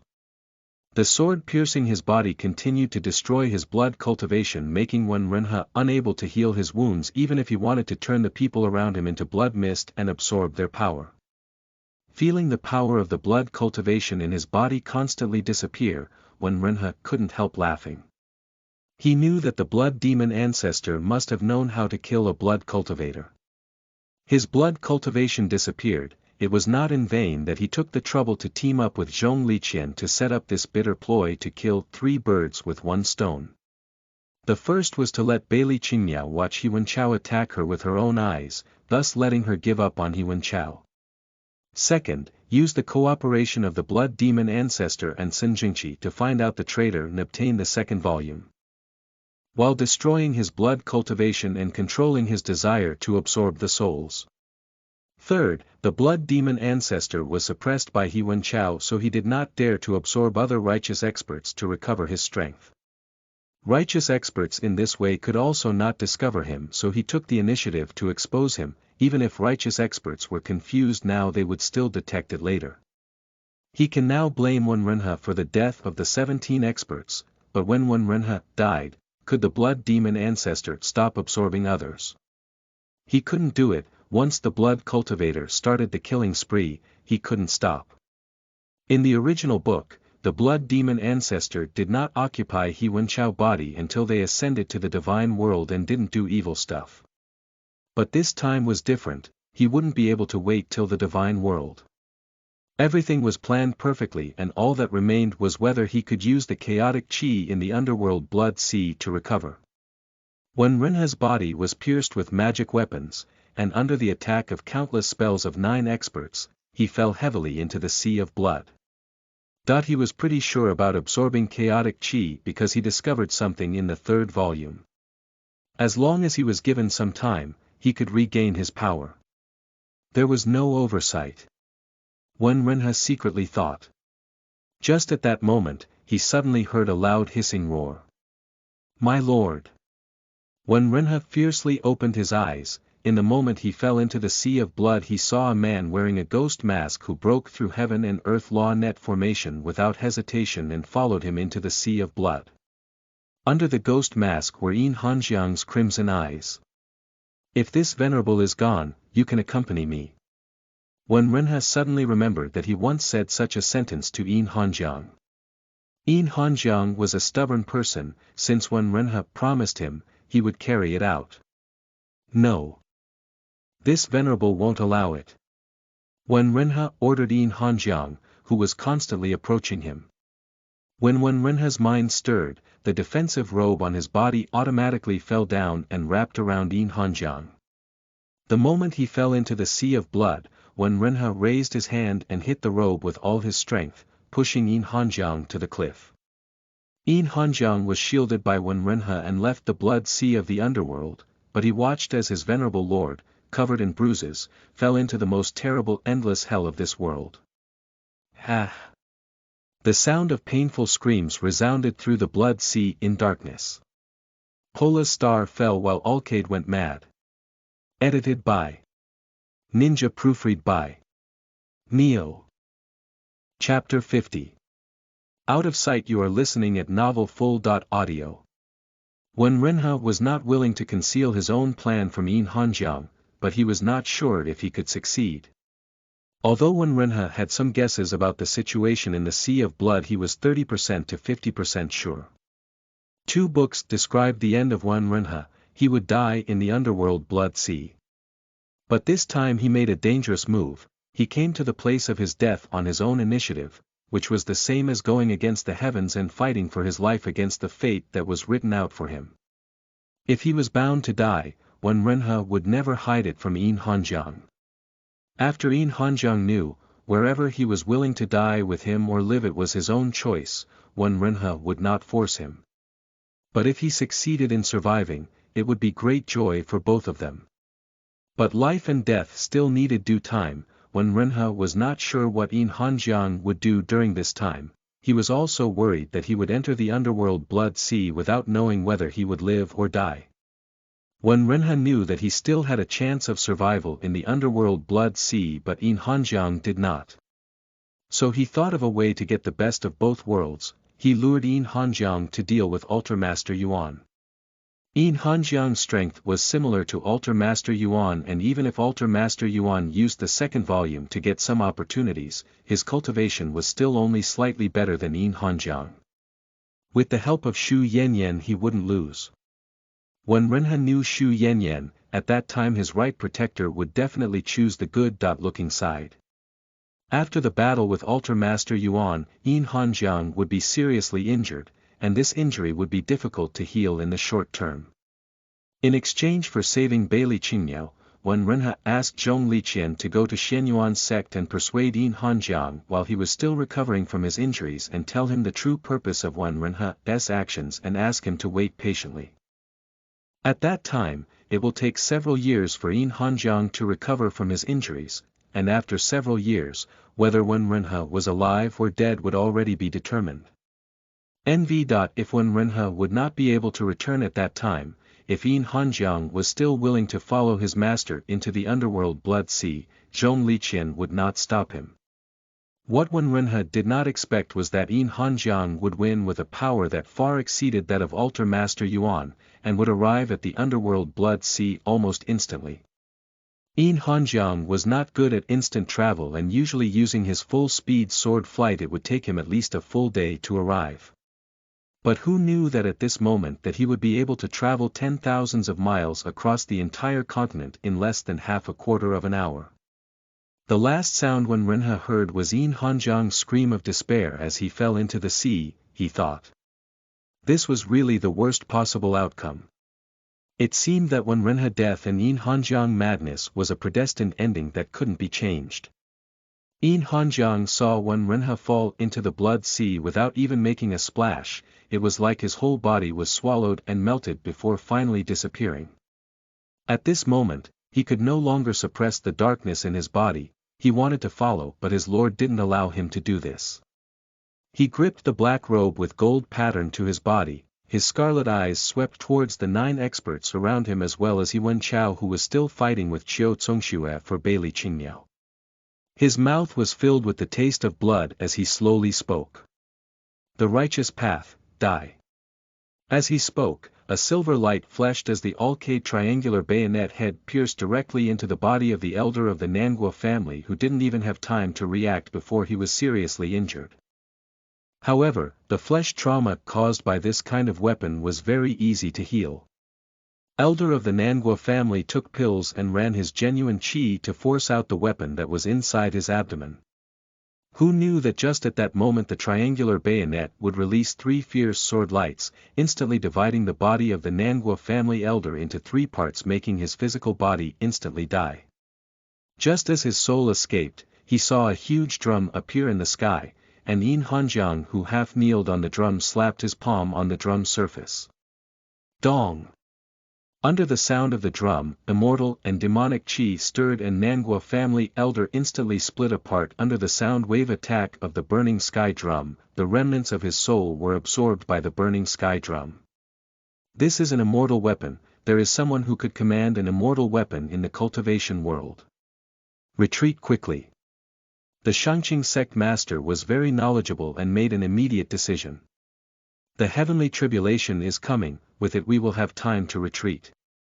As soon as his words fell, the thunder clouds came crashing down on Yin Hanjiang. The use of immortal weapons in the cultivation world was already against the laws of the 3 realms, so the heavenly laws would surely punish Yin Hanjiang. But junior martial sister is still in the hands of the demonic sect. Wen Chao anxiously said to his master. We can't control it, let's go. The sect master grabbed Wen Chao and took him back to the mountain gate. The Shangqing sect was guarded by immortal weapons so the mountain protection array would not break easily. The 8 experts who were still alive and Wen Chao retreated in 8 directions. Yin Hanjiang had already remembered the faces of these 9 people and his first target was Wen Chao of the Shangqing sect. The heavenly tribulation was already above Yin Hanjiang's head, but he did not dodge it, manipulating the burning sky drum to block it. He reached out and returned the all-cade triangular bayonet to his hand, then Yin Hanjiang rushed toward 2 people of the Shangqing sect. Why is he so fast? Isn't he afraid of the heavenly thunder? The Shangqing sect master was shocked. Just as Yin Hanjiang was about to catch up with Wen Chao and was just half a step behind when a second thunder with a thickness of several tens of meters came down from the sky, blocking his footsteps. Yin Hanjiang stood in the middle of the thunder as if it didn't hurt him. He looked up at the sky as the clouds of heavenly tribulation became thicker and thicker. It was impossible to catch up with them without settling this heavenly tribulation. He opened his hands and endless heaven and earth chi poured into his palms as 2 rotating air currents gradually appeared in his palms, exactly in the shape of 2 drumsticks. He released his hand and used this technique to control the drumsticks and drum the burning sky drum. Boom boom boom boom boom boom. Amid the rapid drum sound, the burning sky drum ignited with a golden red flame. The flames shone with a pure golden light. This was not an earthly fire but an immortal sacred fire that had been hidden in the burning sky drum for hundreds of thousands of years. The flame turned into a golden dragon and rushed toward the sky directly against heavenly thunder. The dazzling light flashed, and the golden ripples swayed away. The heavenly tribulation was scattered by the fire dragon, and it started raining from the sky. When the fire dragon returned to the burning sky drum, Yin Hanjiang only felt that his internal organs had become a mess. With the strength of the Mahayana realm, he forced himself to use burning sky drum and had overdrawn his strength with every move. But it was still not enough. he wiped off the blood from his chin and directly chased after Shangqing sect. The burning sky drum was extremely fast and soon caught up with them. The sect master of Shangqing sect saw Yin Hanjiang catch up with them, and pulled He Wenchao with him as he rushed into the mountain protection formation. The formation closed before Yin Hanjiang arrived, stopping him in his tracks. Yin Hanjiang's eyes were red as he looked at He Wenchao and the sect master of Shangqing sect through the formation. He knew that the real culprit who planned to kill his lord was blood demon ancestor inside He Wenchao. He pointed his finger at He Wenchao and said, "Come out." He Wenchao held his sword and said, "Yin Hanjiang, Wenrenhe was a blood devil that would destroy the whole cultivation world. It's not just a matter of righteous path, killing him would also be good for the demonic path. You, shut up." Yin Hanjiang invoked a spiritual technique and burning sky drum became louder, shaking people's heart and soul. The sound wave's impact also impacted the Shangqing sect mountain protection formation, making it shake like it was about to collapse. Dang! The sound of a chiming bell came. It was the guardian immortal weapon of the Shangqing sect mountain protection formation, the moon departing bell. Seeing that the situation was not good, Elder Qinyu activated the moon departing bell to resist the burning sky drum, which was also a top-level immortal weapon. The power of burning sky drum was actually stronger than the moon departing bell, but the opponent, Yin Hanjiang, was no longer able to mobilize the burning sky drum. Dang! The drumbeat sound was counterbalanced by the sound of the moon departing bell. Yin Hanjiang, who ran out of energy, was no longer capable of executing his ultimate move. Wearing a ghost mask, he fiercely stared at He Wenchao, clenching Wenrenhe robe tightly. There were too many enemies, and the future was long. Yin Hanjiang, holding his alcade triangular bayonet, pointed at the sect master of Shangqing sect and He Wenchao and said, "I want the lives of these two. Today you are hiding in the formation, but I don't believe that you will hide here for the rest of your lives. I, Yin Hanjiang, will use your corpses to refine oil to light an everlasting lamp for my lord." After he said that, he stabbed with vengeance the mountain protection formation with alcade triangular bayonet, which was blocked by the moon departing bell. Yin Hanjiang withdrew the burning sky drum and turned into a light and left. Seeing that he was already far away, the sect master of Shangqing sect breathed a sigh of relief and said with an unsightly expression on his face, "We just got rid of one Wenrenhe and now another Yin Hanjiang appeared who already looks like he is possessed." He paused for a moment, then suddenly thought of something and said hurriedly, "Quickly go and check on Master Qinyu." He took He Wenchao and a few other disciples who could still move and ran toward moon departing bell. Only to see Qinyu half kneeling in front of the bell, with pale white hair, it was obvious that his spiritual power was exhausted. Qinyu lifted his face. His originally young face was already full of wrinkles as he muttered, "Fortunately, God has blessed Shangqing sect. If he had struck one more time I would not be able to use the moon departing bell." Younger martial brother. Holding up the elder Qinyu and looking at his old face, he knew that his younger martial brother's foundation had been destroyed and he would never be able to recover to his former strength. Who on earth was this Yin Hanjiang? Why is his strength so strong? Why didn't he show his strength during the massive demon war? Yin Hanjiang, who had left, wanted to rush to the underworld blood sea. But he lost his strength halfway and fell, not knowing where he was. He fell from mid-air and fell heavily into the snow. Yin Hanjiang got up from the snow pile and took off his mask. After the fierce battle, the ordinary ghost mask was full of cracks. He looked at the mask and smiled bitterly. Venerable was not here, so he no longer needed to wear the mask. He wore a mask when he was unable to suppress his emotions. Now that the person he wanted to hide them from was gone, he didn't need to use it anymore. Putting the mask back into his storage bag, Yin Hanjiang sat in the white snow, staring blankly at the blankness around him. It's Wanli Ice Field. Yin Hanjiang recognized this place. Now, 30 years later, the Wanli Ice Field that was torched twice by Wenrenhe was no longer Wanli Ice Field. From that time, it was covered with snow in winter, and in the spring the ice and snow would melt, letting the flower bloom. As far as the eye could see there was endless whiteness. Yin Hanjiang seemed to see a figure waving to him from the white field. When he got closer it was Venerable. Showing his wrist he cut out a wound and pressed it toward Yin Hanjiang's face, saying in a gentle tone, "You are cold, your body can't withstand the coldness of Wanli ice field. Drink my blood so you can withstand it for a period of time." Yin Hanjiang was stunned. He obediently lowered his head and opened his mouth to drink from the wound, but his lips were only filled with wind and snow. The gentle and caring Wen Renhe had disappeared. It was an illusion. Yin Hanjiang covered his face and heard another voice in his ear saying, "This is snow flame, you can absorb it to dispel the Yin Qi in your body." He dropped his hand to look around. It seemed that every snowflake turned into Wen Renhe and surrounded him. He reached out and these figures turned into snowflakes again to be blown away by the wind. It was fake, it was all his hallucinations. Only this was true. Yin Hanjiang hugged the robe and curled up in the snow, closing his eyes and covering his ears. He did not dare to open his eyes, otherwise there would be his Lord everywhere.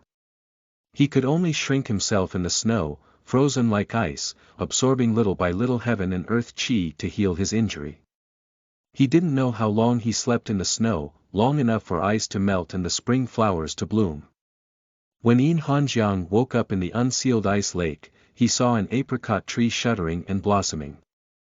He saw Wen Renhe sitting on the tree and stretching out his hand toward him. Yin Hanjiang also raised his hand and grabbed it hard, but there was no Venerable and he only picked an apricot flower. Fake. Yin Hanjiang clenched his fist and crushed the tender flowers in his palm. Yin Hanjiang spread his hand, the crushed flower was blown away by the wind and the flying petals looked like Wen Renhe leaving him. It's still fake. Yin Hanjiang told himself not to look and not to listen, it was all hallucination made by his mind, so he could not fall for it. He still had things to do, he could not be struck down by his heart demons. Yin Hanjiang walked step by step out of the Wanli ice field warmed by the spring sun. This place was no longer the same as when he and his Lord had last visited. His Lord was also no longer here. Edited by Ninja, proofread by Neo. Chapter 51. Insecurity. You are listening at novelfull.audio. Yin Hanjiang had been buried in the snow for over 3 months, but his genuine qi didn't recover much. He emptied his genuine qi when he used burning sky drum to counter the heavenly tribulation.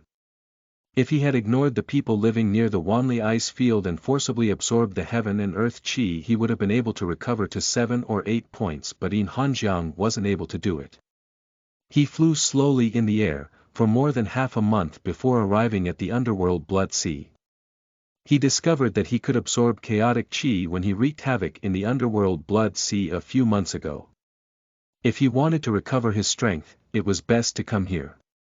Yin Hanjiang slowly climbed up the cliff and looked down, the dark red color made his eyes feel dizzy.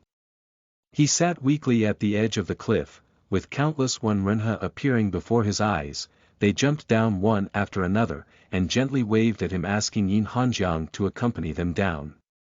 Without Patriarch Yin, this Venerable is lonely. One Wen Renhe sat beside him and said gently, "Doesn't Patriarch Yin want to follow this Venerable for the rest of his life?" Yin Hanjiang looked at Wen Renhe's focused expression and shook his head. "My lord, I would like to accompany you down, but I can't, you didn't allow it." "Now I do." Wen Renhe said. "This subordinate still has something left to do." Yin Hanjiang said softly. He took out the cracked ghost mask from his storage bag and looked at it as if he was looking at his past self. The Wen Renhe beside him also looked at it with him. "Venerable, do you still remember this mask?" Yin Hanjiang asked. Naturally, no one answered, because the person next to him was just a figment of Yin Hanjiang's imagination. "Do you think your subordinate is a loyal person? Not like Zhong Liqian, who is a gentleman, but at least he is upright and quiet." Yin Hanjiang touched the crack in the mask. his voice extremely restrained. Not, how could a child whose whole family was slaughtered at the age of 5 and who had been lying in a sea of corpses and blood for several days, just to be picked up by Wenrenha and then ignored for more than 10 years, how could he be open and honest and not resentful? Before the age of 18, Yin Hanjiang had been living a very twisted life. He knew he was saved by a very powerful man, with whom he had very little contact. That person wanted him to be a sword cultivator and he understood that he had to please that person if he wanted to live, so he concentrated on sword training. But Yin Hanjiang had never said he liked swords. Before he turned 18, he wanted to live, wanted to get stronger, and tried to please that man. After he turned 18, he returned to his hometown, met the man who had saved him, and learned that he was called Wenrenha. He watched quietly as Wenrenha led the soldiers to guard his hometown, then the feelings of longing, worship and respect appeared in his heart. Yin Hanjiang longed to be a person like Wenrenha but he could not do it.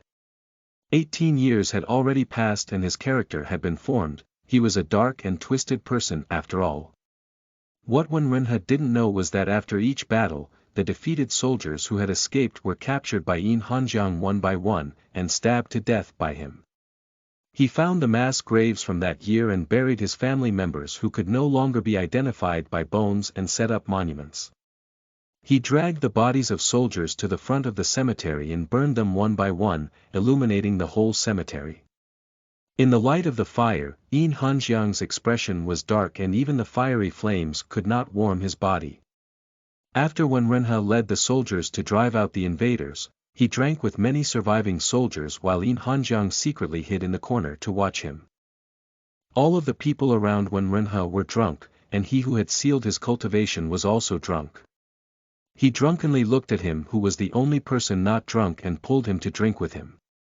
Yin Hanjiang blushed after taking a sip of wine from Wenrenha's cup, then he fled in confusion. To cover his blush, he took a ghost mask hanging on Wenrenha's waist. This was the custom of the border town, to wear a ghost mask to pray for blessings after the battle, to prevent the evil spirits of the invaders from hunting you. During the celebration, Wenrenha also followed this custom and wore a mask to pray for blessings. After putting on the mask, Yin Hanjiang suddenly felt relieved that no one could see his expression at this moment and he didn't have to pretend to be upright anymore. He hid the mask and secretly wore it whenever he couldn't fit in. After pretending for a long time, he really thought that he had become the kind of person that his lord expected him to be and only the presence of this mask kept reminding Yin Hanjiang that he was not. Now, there was no need to pretend anymore, the person he wanted to hide from had already left.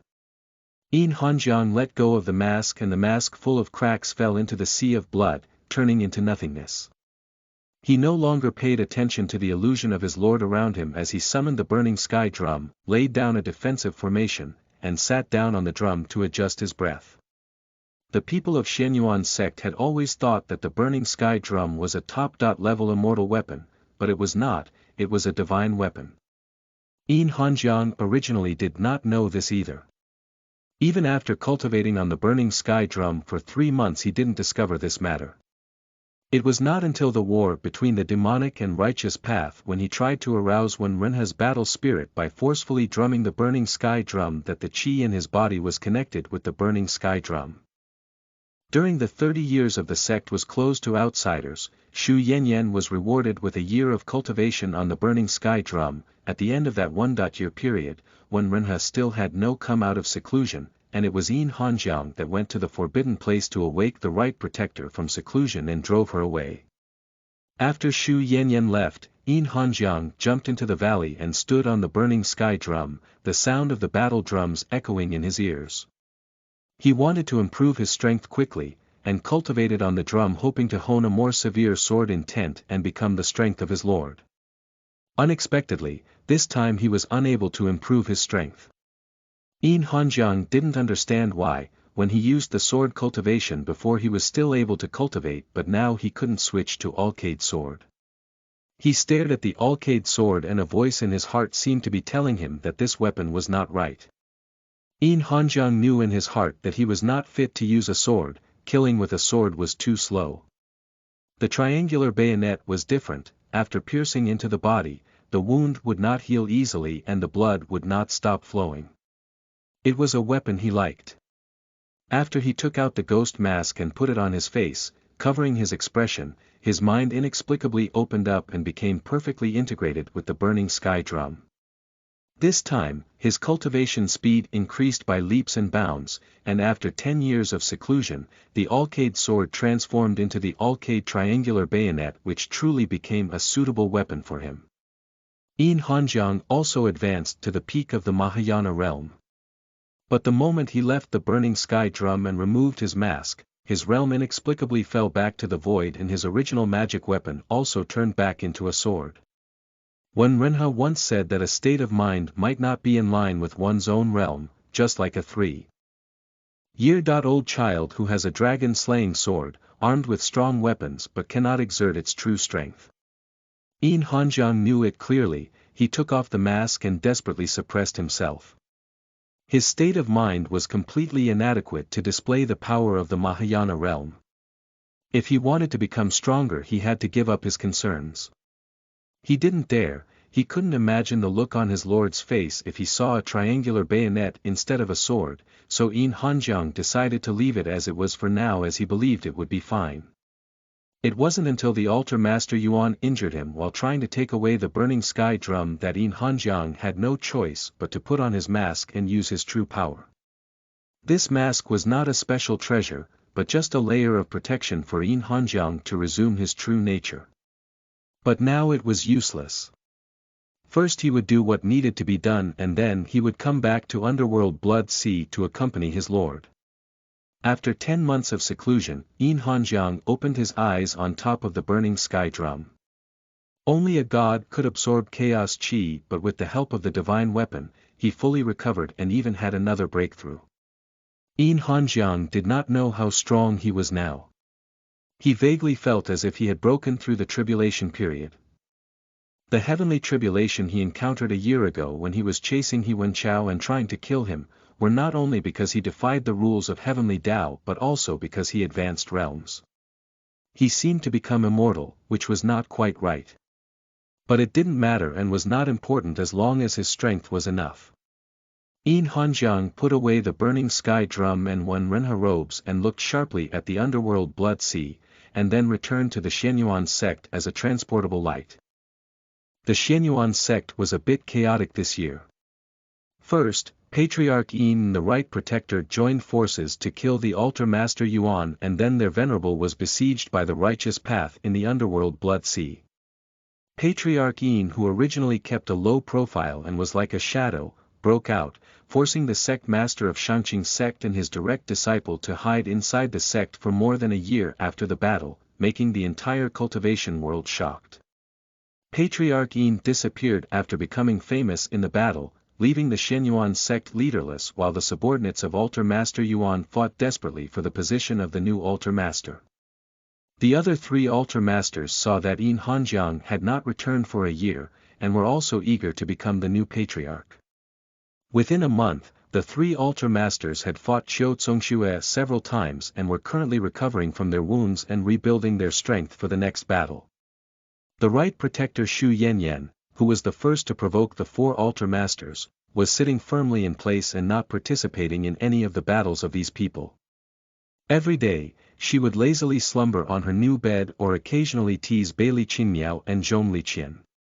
Beili Qingmiao's soul-bound magic weapon was destroyed in the Underworld Blood Sea, so she was seriously injured. After being rescued by Qiu Zongxue, she had been recuperating in the Xianyuan sect. Zhong Liqian was entrusted by Wen Renhe with telling Yin Hanjiang something so important, so he wouldn't leave until he did it. The two, together with Xiu Huai, had been guests in Qiu Zongxue's pavilion.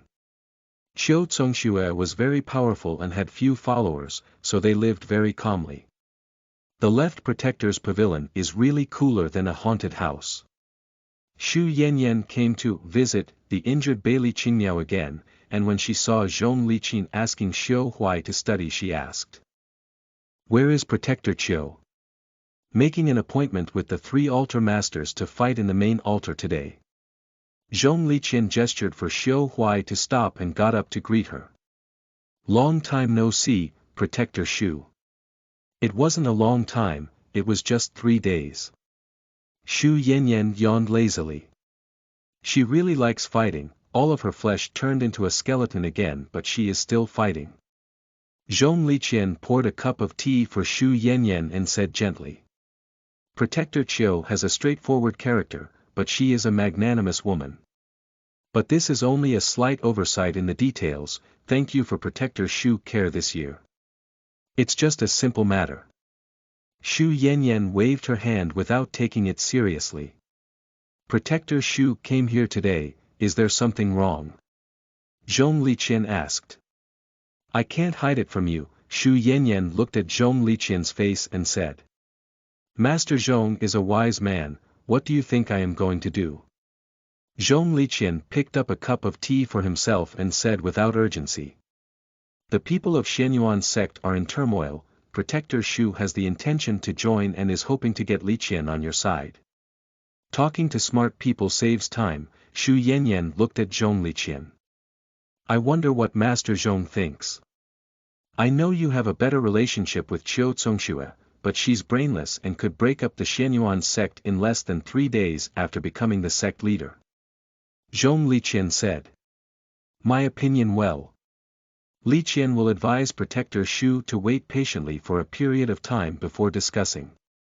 As soon as she finished speaking, Xu Yanyan felt the Xianyuan sect mountain protection formation being broken and an extremely frightening force breaking inside the Xianyuan sect. Xu Yanyan got up and said seriously. Is this what Master Zhong was waiting for?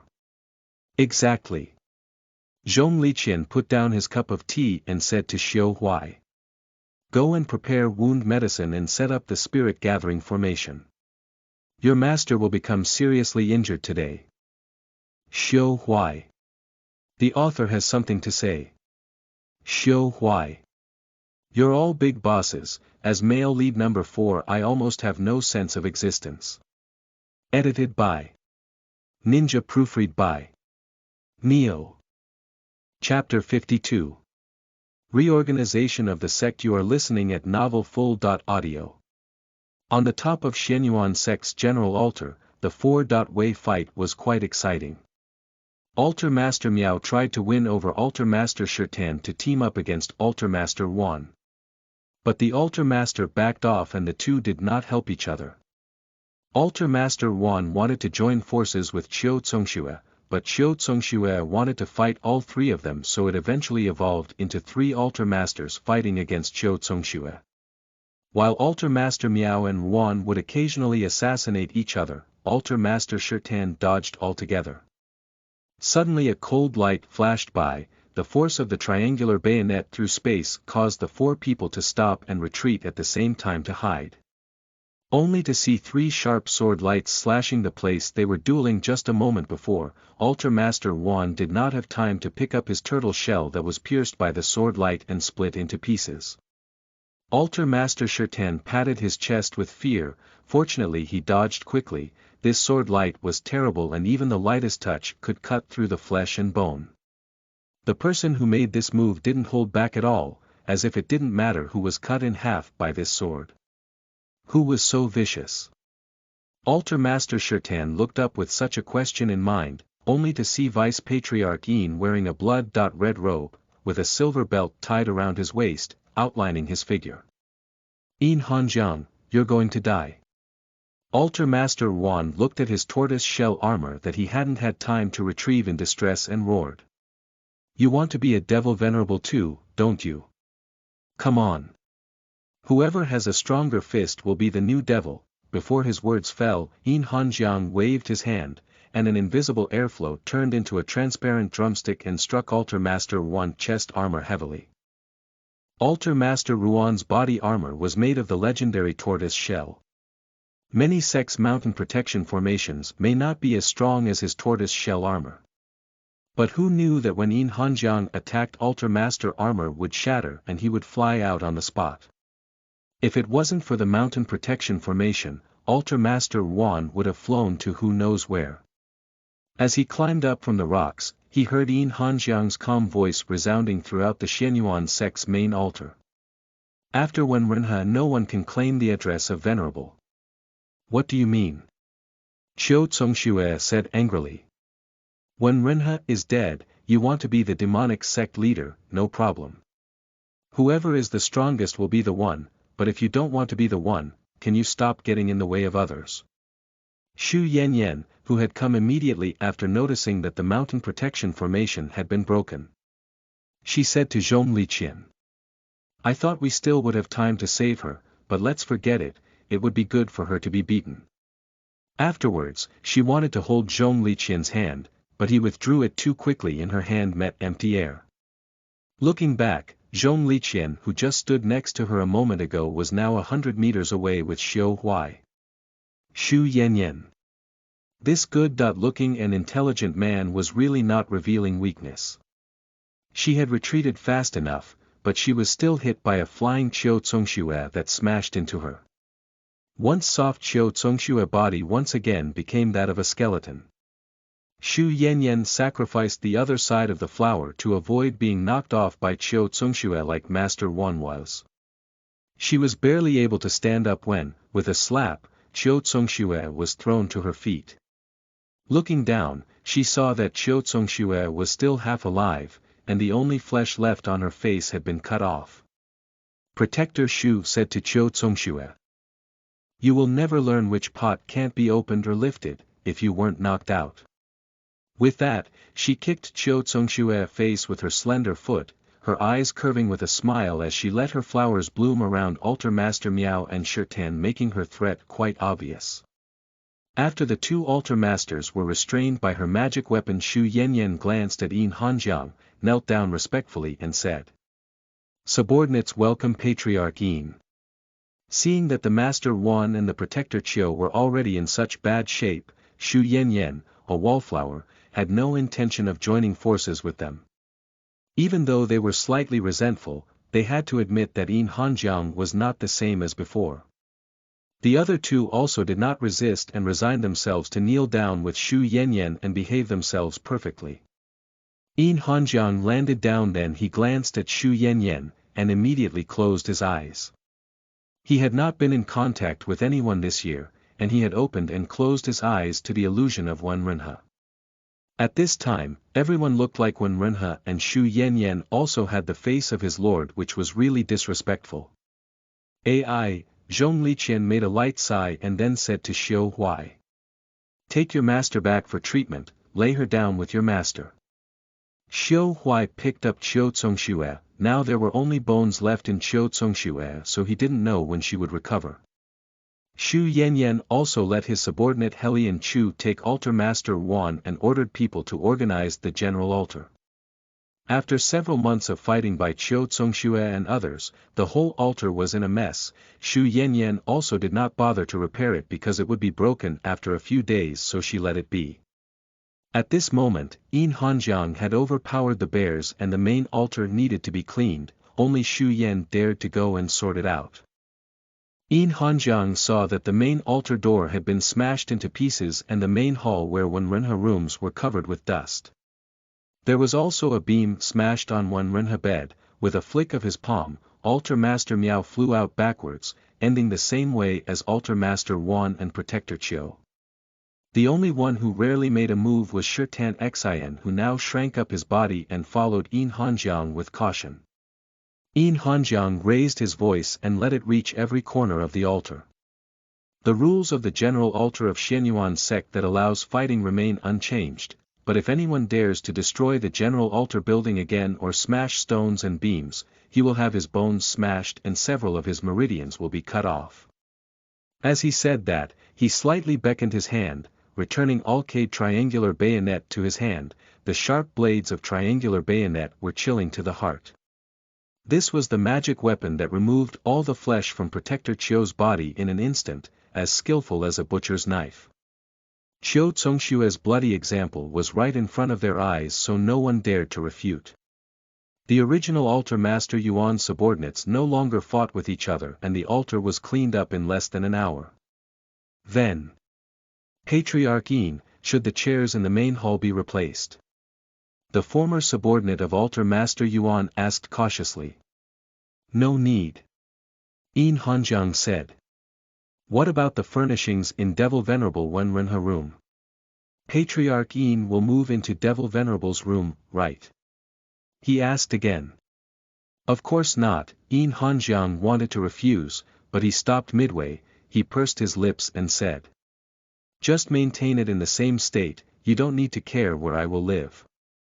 The crowd followed Yin Hanjiang's instructions and retired after cleaning up the main altar, leaving only Zhong Liqian and Xu Yanyan in the main hall.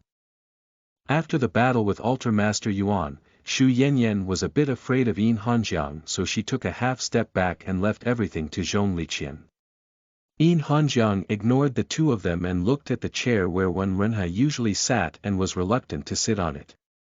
In the past, he had always stood behind the left side of this chair.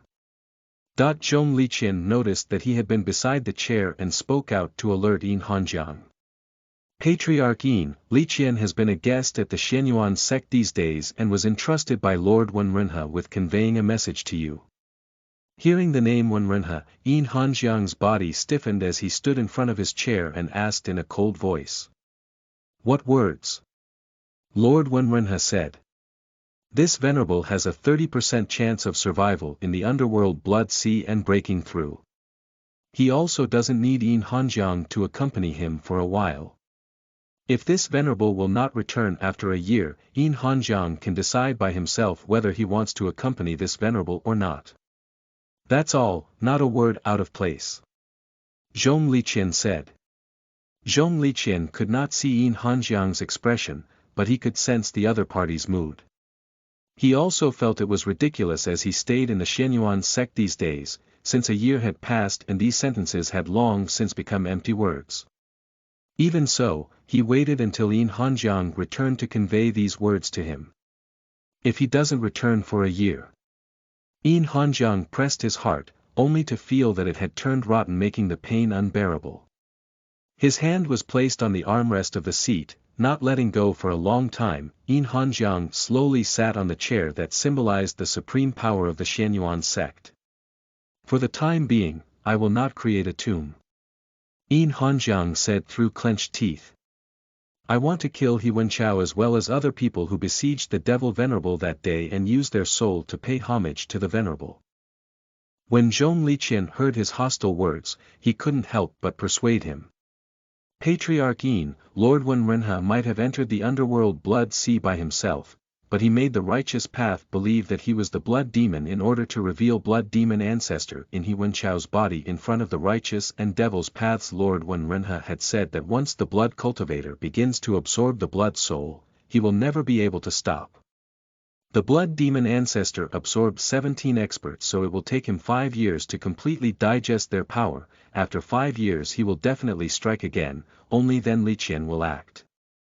I advise Patriarch Yin to hold back for now and not to disturb Lord Wenrenha's plan. Xu Yanyan saw Yin Hanjiang's complexion getting worse and worse, until Zhong Liqian mentioned no letting disturbing Wenrenha plans that Yin Hanjiang reluctantly endured. She was a little worried in her heart. Yin Hanjiang could now control his demonic nature because there were still Wenrenha words guiding him, but after he took his revenge there would really be nothing in this world that could stop Yin Hanjiang anymore.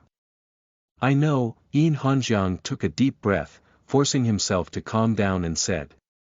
Venerable is kind-hearted, he only has the well-being of people of this world in his heart and doesn't care about who's trying to get to him, but I'm different.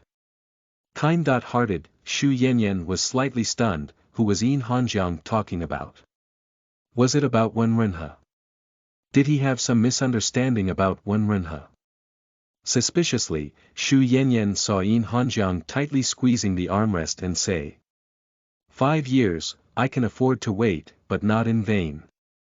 I remember the 9 experts who were there that day. They are respectively from Shangqing sect, Heavenly Sword sect, Jiuxing sect, Biluo sect and Wuxiang temple, as well as 3 cultivation families, Gongxi, Liangqiu and Nanguo family.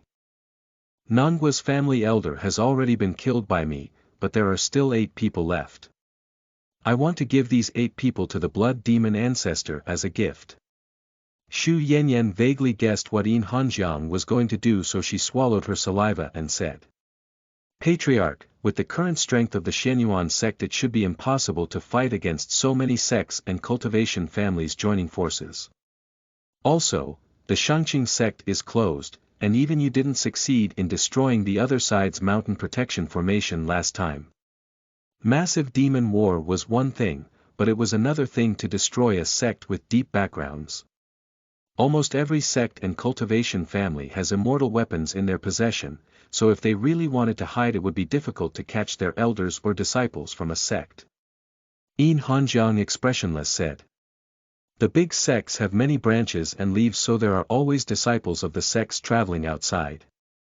We have been dormant for a few years, and in these years, we will look for opportunities to control their souls with methods such as seduction, compulsion, or enchantment, so that they can lure the sect's experts and we can kill them one by one. Zhong Liqian, hearing Yin Hanjiang's words, immediately said. Patriarch Yin, the message has been conveyed, the rest is internal affairs of the Shenyuan sect. Liqian is not in a position to interfere and has already been disturbing the Shenyuan sect for many days, so I will bid my goodbye. Yin Hanjiang interrupted him. Master Zhong has extraordinary wisdom, and the Shenyuan sect is in need of an altar master. Since you have already been disturbing us for a year, why don't you just stay here? Protector Shu, prepare a place for altar master Zhong. Xu Yanyan's eyes lit up as she said. Subordinates obey. Zhong Liqian. The author has something to say. Zhong Liqian. Can Shenyuan sect change its troublesome ways? I only had to be Bailey Qingyao's brain, but now I have to be the brain of the whole sect. Wenrenha Yin Hanjiang. No. Edited by Ninja, proofread by Neo. Chapter 53. Heart Demons Illusions. You are listening at novelfull.audio. Zhong Liqian wanted to refuse. He was a Mahayana realm cultivator. With his cultivation and wisdom, no one could stop him unless Yin Hanjiang abolished his cultivation. Also, since Yin Hanjiang wanted Zhong Liqian to work for him, he had to be treated with courtesy, and not like a prisoner. He was about to argue his case and persuade Yin Hanjiang when he heard the man in the red robe say. Zhong Liqian, do you know what was the first thing I wanted to do after I returned to the sect? Zhong Liqian's heart trembled slightly as he said. I might know a thing or two. According to my plan, I will send Shenyuan sect disciplines to collect some scattered cultivators and a small sect of righteous path. Those who are willing to join the Shenyuan sect can be accepted after making a soul oath, and those who are unwilling will be asked for their cultivation method and then killed. Yin Hanjiang said emotionlessly. In 3 years, all cultivators except the great sects and big cultivation families will be under the Shenyuan sect. At that time, we will start with the relatively weak sects, control their disciples and break them down one by one. Yin Hanjiang laughed mockingly and said. I am not venerable, I don't care about the death of the Shenyuan sect's disciples, nor do I care about the lives of the innocent. As long as I can get to the point of achieving my goal, I will do whatever I need to. Zhong Liqian, it was your words that persuaded me, so you need to take the responsibility for disrupting my plans. This, Zhong Liqian checked Yin Hanjiang's state with his divine sense and made sure that what he said was true. Revenge must be taken. Since you don't want me to mess up the whole cultivation world, do your best to stop me.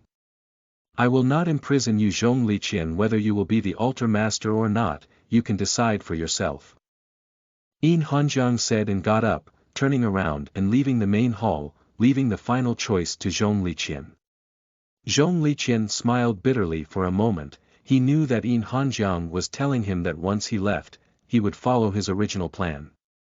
He also didn't lie. Yin Hanjiang really did not care about the Shenyuan sect. He also did not care about the cultivation world or people living in this world. The only person worth caring about in this world was Wenrenha, and in order to avenge Wenrenha, Yin Hanjiang would do anything. Does Lord Zhong still want to leave? Xu Yanyan said happily. Zhong Liqian sighed. Patriarch Yin is as well versed in the hearts of people as Lord Wenrenha, who always disdained conspiracy and tricks. They have always been open and upright, but this plot is more difficult to deal with than intrigue. Then Yan Yan will go to prepare a place to live for Altar Master Zhong.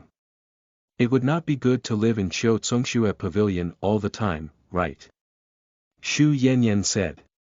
Protector Shu doesn't seem to care about Patriarch Yin's condition, aren't you worried about him causing chaos? Zhong Liqian asked. Shu Yan said. Altar Master Zhong, you will worry about it, so why should Yan worry about the sky falling when there is such a smart person to support it? As for me, I don't demand anything, but having good-looking people around me, at least it's pleasing to the eye. Listening to her crisp laughter, Zhong Liqian could not help saying. Protector Shu has great wisdom. He then accepted his fate and followed Shu Yan to take over the general altar. No one was worried that Zhong Liqian would not be able to subdue Altar Master Yuan underlings with his ability, so rectification of the general altar was only a matter of a month or so. A large pile of jade slips with the history of Xianyuan sect, discipline roster and regulations of Xianyuan sect were thrown to Zhong Liqian. In the cultivation world, one jade slip could hold as much information as a carload of books. At this moment, there are hundreds of jade slips here alone. Shu Yan put the pile of jade slips on the table and blushed a little, slightly emotional. She said. Young Master Zhong doesn't need to worry too much, you give off a special flavor because of your white hair, but if you become bald Yan will no longer like you. Zhong Liqian. Liqian will try his best. While Shu Yan was teasing Zhong Liqian wantonly, Yin Hanjiang arrived at Wen Renha's former room, which now belonged to him. Wen Renha was a minimalist, and unlike Shu Yan who threw her beds all over her rooms, his room only had 4 chairs, and a bed that could only accommodate 2 adults. The rest of the large space was for cultivation. The floor was painted with formation patterns, and as long as the spiritual stones were placed at the opening of the formation would be completed. Yin Hanjiang came to the bed that Venerable seldom laid down upon but often used for meditation and cultivation. He stared at the simple wooden bed for a while, took off his boots, and laid down still fully clothed. His head resting on the pillow that his lord rarely used. Putong, Putong, the sound of his heartbeat at this moment was louder than the drumming of burning sky drum. Yin Hanjiang counted his heartbeat and closed his eyes in pain. When his lord was around, he often listened to his teachings in this room. Sometimes when Wen Renha was reading a book and didn't speak, Yin Hanjiang, who was quietly waiting for him, would become distracted. Sometimes he would look at Wen Renha's handsome face, and sometimes he would stare at the bed and lose his concentration. What was he thinking at that time? Yin Hanjiang thought quietly. He didn't remember. You remember, right? A familiar voice came from the front of the bed. It was none other than Venerable. Yin Hanjiang did not open his eyes, knowing it was all fake. Patriarch Yin, what you were thinking was how nice it would be if you could secretly lie on this bed for a while, wasn't it? The voice intensified, getting closer and closer. Yin Hanjiang opened his eyes and saw Wen Renha standing in front of him wearing only a white clothes. When he looked at Wen Renha steadily and saw that the phantom got into the bed, lying on his side beside Yin Hanjiang, and whispered. This Venerable doesn't mind sleeping with Patriarch Yin. Yin Hanjiang patted the bed and sat up, his eyes locked on this Wen Renha, as if he was facing his own poor heart. He once said to Zhong Liqian. If there is no desire, there will be no suffering, if there is only love, there will never be resentment. He had always believed that these words were from his heart without any hypocrisy. But the reason why love sins are called sins is precisely because it is difficult to cover up delusional thoughts. How is it possible not to ask for it? How is it possible to have unrequited thoughts? Even when he had not yet had such thoughts, he would feel that the wine in the Venerable's cup was sweeter and would want to steal a sip. When he realized that he had fallen in love, his delusion could not be controlled at all. Patriarch Yin, come here. The Wen Renha, on the invited Yin Hanjiang. Or would you like to be called by just Hanjiang? That's enough. Yin Hanjiang shouted angrily. He jumped from the bed and wanted to hold the Wenrenha, but it was in vain. His arms were empty. Yin Hanjiang stared blankly at the empty bed, where Wenrenha had been lying without even a single wrinkle.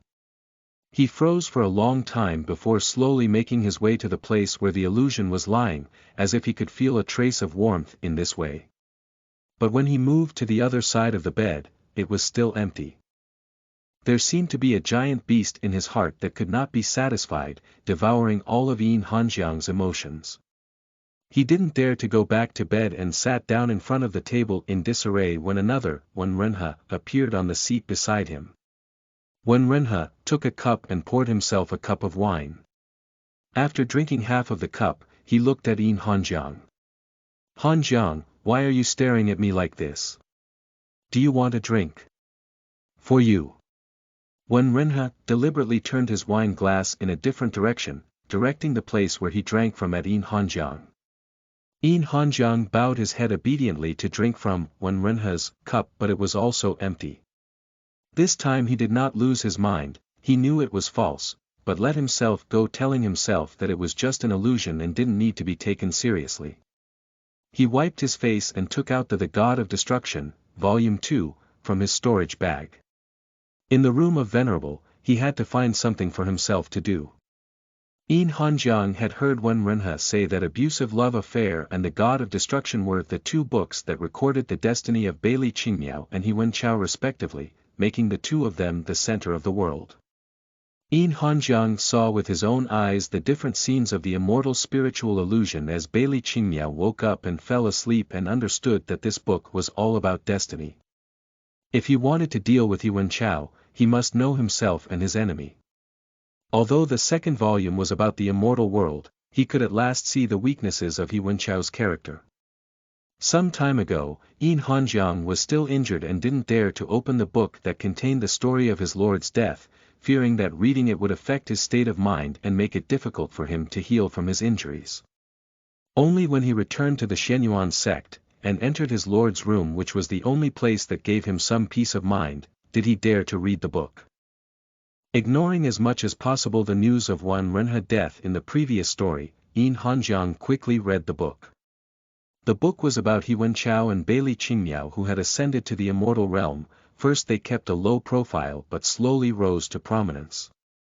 Bailey Qingmiao was beautiful and had a good aptitude, so there were always some immortals who flirted with her. The early plot was basically driven by Bailey Qingmiao. When someone bullied Bailey Qingmiao, He Wenchao would step in, and when she got bullied again, He Wenchao would stand up for her again.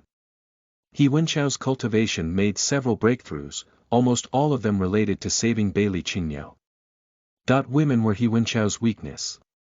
After reading the book, Yin Hanjiang became determined. Afterwards, the Purple Spirit Pavilion Master, Miss Gongxi, Zhong Lifei, Jia Ping and Sun Jingqi ascended one after another. He Wenchao also met several female immortals with high cultivation as well as male immortals who were not happy with the immortal Emperor of Burning Heaven, and his cultivation grew to the point where he was able to compete with the immortal Emperor of Burning Heaven. In the process, Yin Hanjiang found that He Wenchao was almost defenseless against women. Even if they were once enemies, he would treat them gently, assuming that this woman had no other male partners. At first, Bailey Qingmiao had some role in the book, but as other women increased, her presence became dim. After a few quarrels with He Wenchao over these women, she ran away in anger and was kidnapped by the immortal Emperor of Burning Heaven. The immortal Emperor of Burning Heaven threw Bailey Qingmiao into the heavenly fire of the immortal world and wanted to refine her into a soul lamp. When he saw the word soul lamp, Yin Hanjiang raised his eyebrows and felt that this immortal Emperor of Burning Heaven felt familiar. As soon as he turned to the next page, he saw that the book wrote, Immortal Emperor of Burning Heaven looked at Bailey Qingmiao sorrowfully and said, "Since Wenrenha liked you, you should not let down his feelings for you. I will turn you into an everlasting soul lamp and put this lamp into the sky above the underworld blood sea so it could shine for a long time and you could stay with him forever, okay?" These words, coupled with the name of Immortal Emperor of Burning Heaven, made Yin Hanjiang already completely sure that the immortal Emperor of Burning Heaven in the second volume was him, but what was his future self talking about? Venerable likes Bailey Qingmiao. He put down the book and sat in front of the table in a daze, his eyes blank. Bailey Qingmiao had been recuperating in the Shenyuan sect for more than a year, mostly in a sleepy state. Her soul-bound magic weapon was destroyed by chaotic qi forcibly severing the connection between her and her weapon, making her dantian seriously injured, making it very difficult for her to heal. But this was not a problem for Qiu Zongxue, it was just a physical body, it would be good to destroy and switch to ghost cultivation. She can give Bailey Qingmiao her best cultivation method and help her open the passage for Hungry Ghost Path before throwing Bailey Qingmiao into it to cultivate, which was the holy land of ghost cultivation. Qiu Zongxue was a person of her words who liked taking action. Fortunately, Zhong Liqian arrived in time to tell Qiu Zongxue that Bailey Qingmiao's most serious injury was not on her body but in her heart. Even if her soul was refined, the wound in her soul might not be able to heal, so if she went into the hungry ghost path in this state, what awaited her was only death. Zhong Liqian was not in a very good state at the time. He said that Bailey Qingmiao's heart was ashes, making even him affected, so he had the urge to commit suicide every day. In fact, if it wasn't for Zhong Liqian's mood control, Bailey Qingmiao may have already committed suicide numerous times. Later, Xu Yanyan asked the Altar Master Miao to help suppress the compulsion of the gu. But because Altar Master Miao was not sure about Wen Renha's death, he did not dare to completely remove the compulsion gu from him and only relieved it with pills. After Zhong Liqian took the pills, he temporarily got rid of his desire to die, but Bailey Qingmiao's condition got worse. Zhong Liqian had to ask the master to take care of Bailey Qingmiao for one night, and after that night Bailey Qingmiao became ill and fell into a state of lethargy. She was always dazed and confused, trying to kill herself, but having no strength to do so. During this period of time, Bailey Qingmiao would sometimes wake up from her sleep, but she didn't know where she was or how long it had been. In her semi-consciousness, she vaguely felt that Xiu Huai placed a pair of white bones next to her, while wiping the body of white bones and muttering. "Are you stupid? What was the point of mentioning the pot? Is there something left in your brain except for fighting and eating?" The white bones moved their jawbones, click click click, as if they were talking. Bailey Qingmiao couldn't understand it, but white bones and Xiu Huai were able to communicate, as he said very naturally. "You are still proud of yourself that you have finally turned back into a skeleton. I worked hard to get a flesh body and I was so happy to get it. But you were able to become a scattered immortal with a real body and you are miserable." Click, click, click. Click. The white bone's jawbone fell.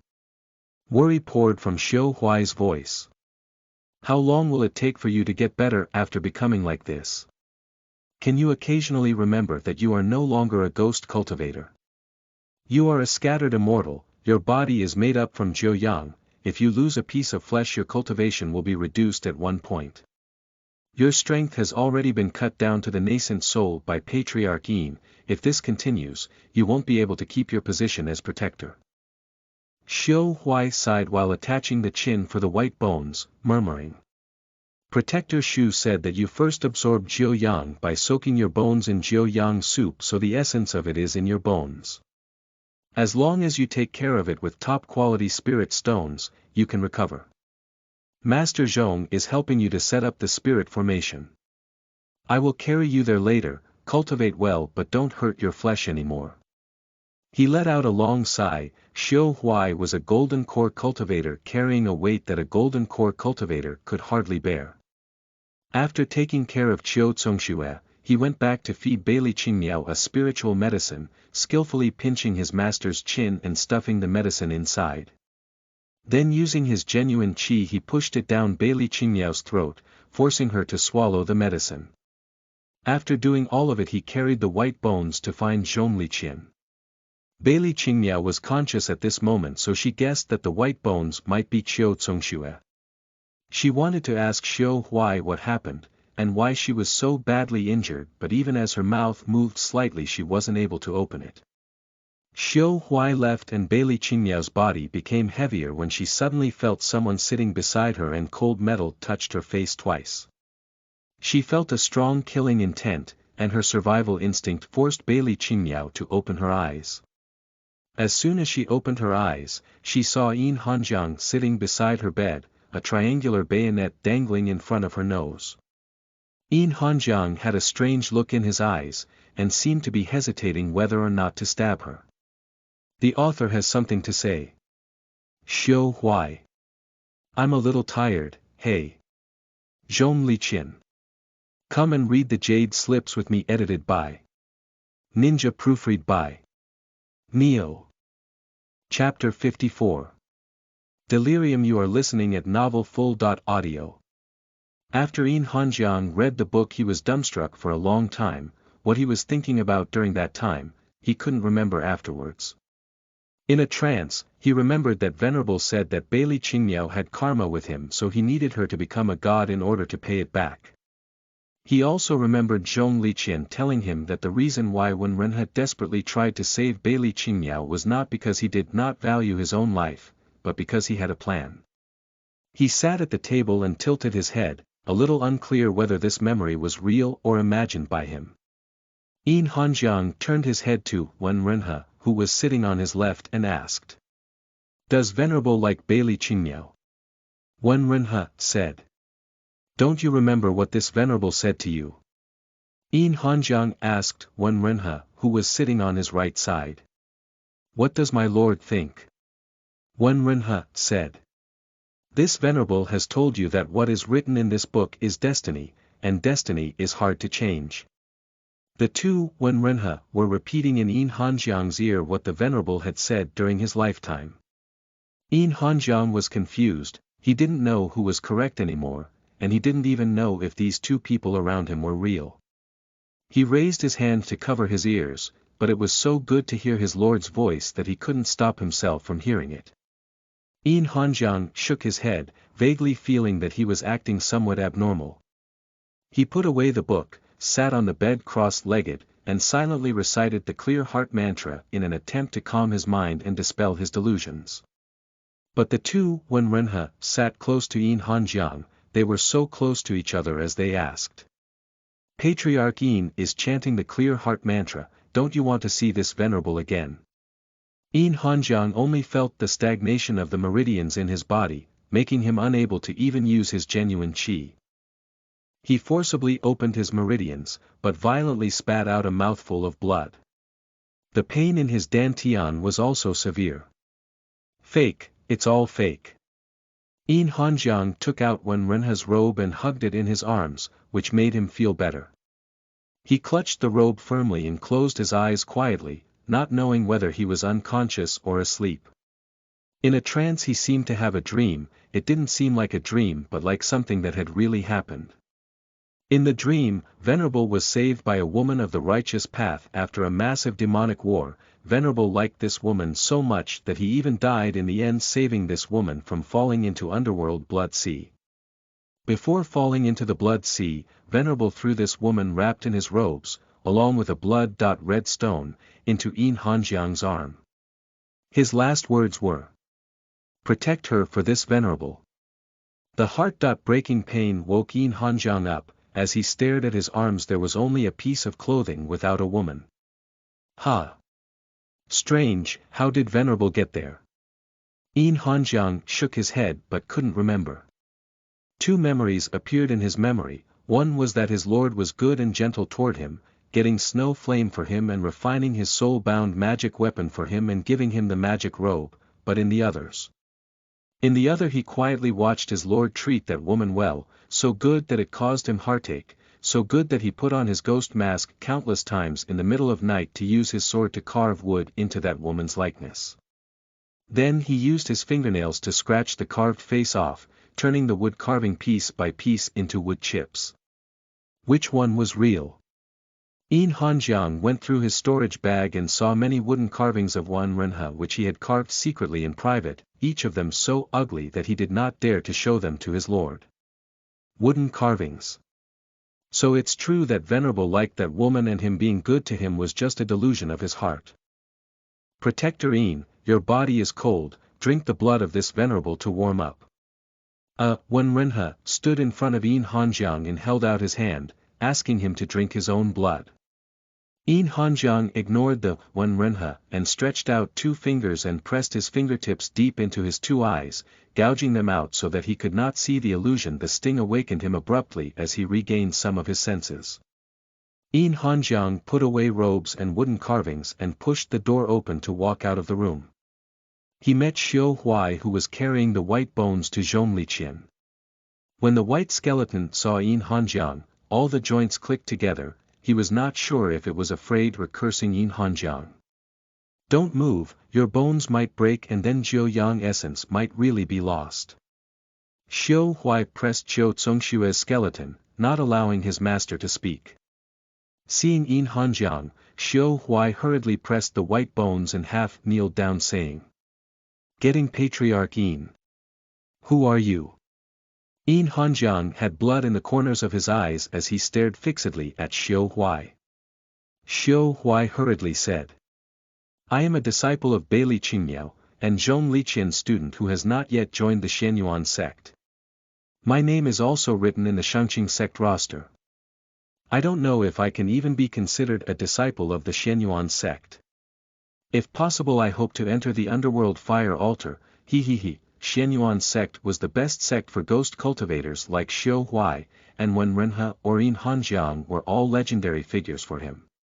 Originally, Qiu Congshuo also belonged to this category, but it was a pity that after getting along for so long, Xiu Huai knew very well the virtues of his master, and really couldn't respect it. I don't remember you." Yin Hanjiang stared at Xiu Huai. He was not sure if his memory had gone awry or if he really never met him.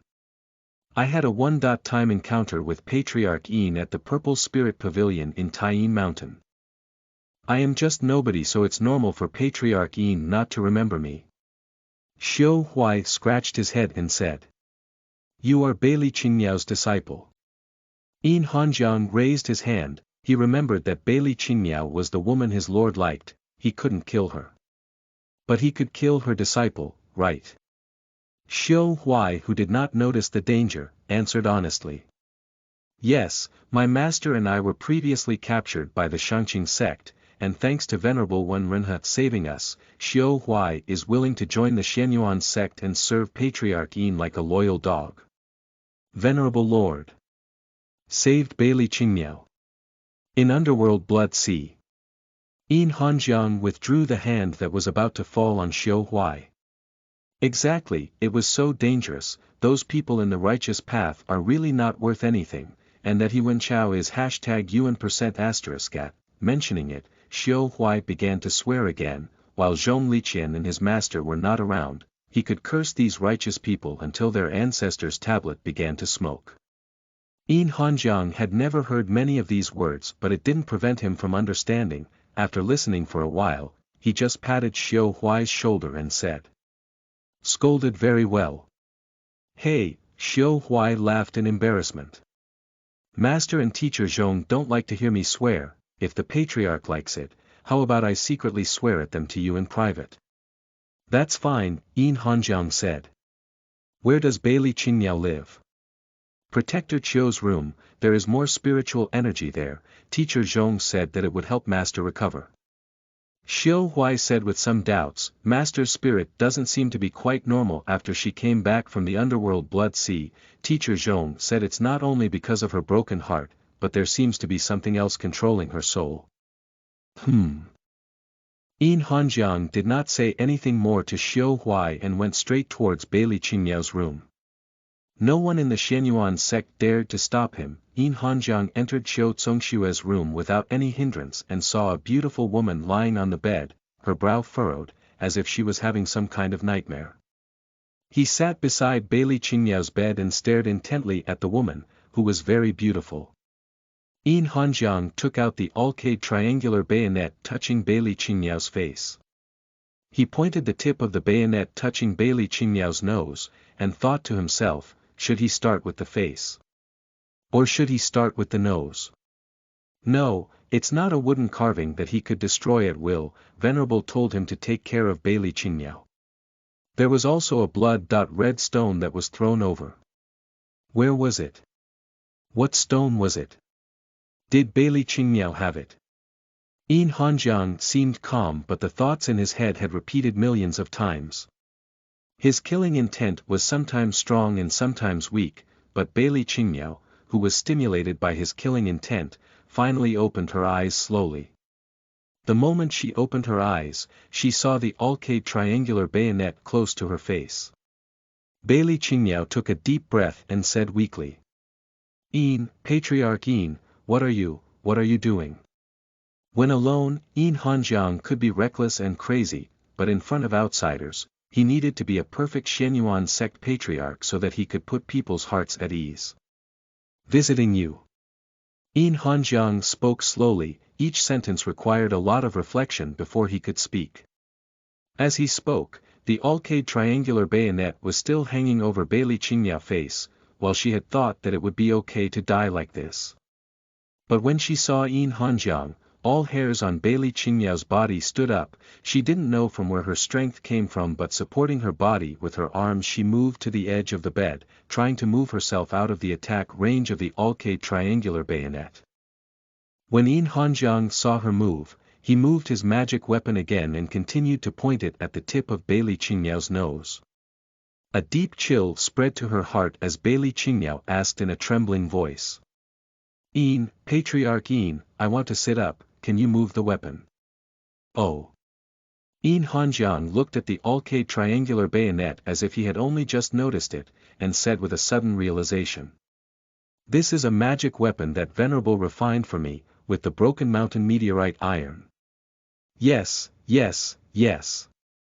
Bailey Qingmiao said hurriedly. The Broken Mountain meteorite iron was obtained by Senior Wenrenha, Patriarch Yin, Master Qingxue, and me together. Then this is true. Yin Hanjiang's face seemed to show a hint of a smile as he moved his weapon away. Bailey Qingmiao sat up, feeling like she had just escaped death, and gasped heavily. Then she saw Yin Hanjiang holding the arcade triangular bayonet and waving it in front of her eyes, like a child showing off something. This is a quasi-immortal weapon Venerable refined for me using Broken Mountain meteorite iron, which is very suitable for me and powerful. This is my soul-bound weapon. Yes, Senior Wenrenha also found the snow flame to expel the Yin Qi in your body. Bailey Qingmiao said, it's all my fault that Senior Wenrenha. She remembered that when she saw He Wenchao viciously attack her at the underworld Blood Sea, her heart already turned to ashes. Thinking that since her senior material brother wanted her to die, she might as well die. At that time, the thought penetrated her mind like a parasite and she couldn't get rid of it. At that moment, Bailey Qingmiao couldn't feel anything, just wanted to die. How can I be like this? She raised her hands and said in disbelief. This is not me, even if I want to die, I can't be so selfish. I am also connected to Brother Zhong by compulsion gu. If the compulsion gu is not released, won't I affect Brother Zhong's sanity? Only at this point, under Yin Hanjiang's killing intent, Bailey Qingmiao seemed to wake up from her dream and shudder as she recalled what had happened this year. Have I gone crazy? Or have I been controlled by something? Heart demons. With no one else in front of her, Bailey Qingmiao could only ask her only listener, Yin Hanjiang. Not sure, Yin Hanjiang took Bailey Qingmiao robe and wiped arcade triangular bayonet blade with it. I only know that if a cultivator is crazy, it must be because he wants to be crazy himself. The cold metal surface of the triangular bayonet reflected Yin Hanjiang's somewhat distorted face. Edited by Ninja, proofread by Neo. Chapter 55. I'm late. You are listening at novelfull.audio. Bailey Qingmiao ignored the fact that her robe was cut by Yin Hanjiang in several places and thought back on this year's experience and found that during this time she seemed to be controlled by someone. In addition to thinking that if her elder material brother wanted to kill her it would be better to follow his intention to die, there was no other thought. She lost her fighting spirit and her heart was hung on the He Wenchao. Sometimes other thoughts would arise but they would be quickly suppressed by her thought of self-destruction. No, she seriously refuted Yin Hanjiang. A normal cultivator will not want to be crazy unless he is already abnormal. Unless his sanity has been eroded by the heart demons and only desire remains in his mind, so the heart demons can take advantage of this situation. Yin Hanjiang little by little shifted his eyes from the arcade triangular bayonet to Bailey Qingmiao, and laughed silently. You're right, it's my heart that's willing. Willing. Bailey Qingmiao blinked innocently. Yin Hanjiang slowly got up and said. I'm not sure which one is true. Since I'm not sure, I might as well not try to tell. Tell what? Only then did Bailey Qingmiao vaguely feel that something was wrong. She wanted to escape, but when she tried to use her qi she felt a sharp pain in her dantian and could not use her Zhenyu qi at all. She could only shrink to the side of the bed, grabbing the quilt and curling up. She looked very weak, pitiful and helpless. The smile on Yin Hanjiang's face didn't fade as he said. Actually, when you think about it, there's no need for me to tell what's right and what's wrong. Because there is still one thing that remains the same, that is, the Venerable is already. He could not go on, he did not want to say it aloud. Senior Wen Ren was trying to save me, it's all my fault, woo. Bailey Qingmiao's tears fell involuntarily when she heard Yin Hanjiang's words. So I have to do only two things, first avenge him, second bring something that he might like. Yin Hanjiang's eyes landed on Bailey Qingmiao. After sending it down, it's up to Venerable to decide whether he likes it or not, what do you say? As he spoke, he slowly raised the arcade triangular bayonet, the cold light reflected from the metal stung Bailey Qingmiao's eyes. Li Qian doesn't think so. At this moment, a voice came from the door. Yin Hanjiang maintained the same posture of holding the weapon and turned his head to see the white-haired and blindfolded Wen Renhe standing in front of the door, smiling at him. He knew that this person was Zhong Liqian, but he could not tell. A head emerged from behind Zhong Liqian, it was Xiu Huai. He looked at Yin Hanjiang's face and said.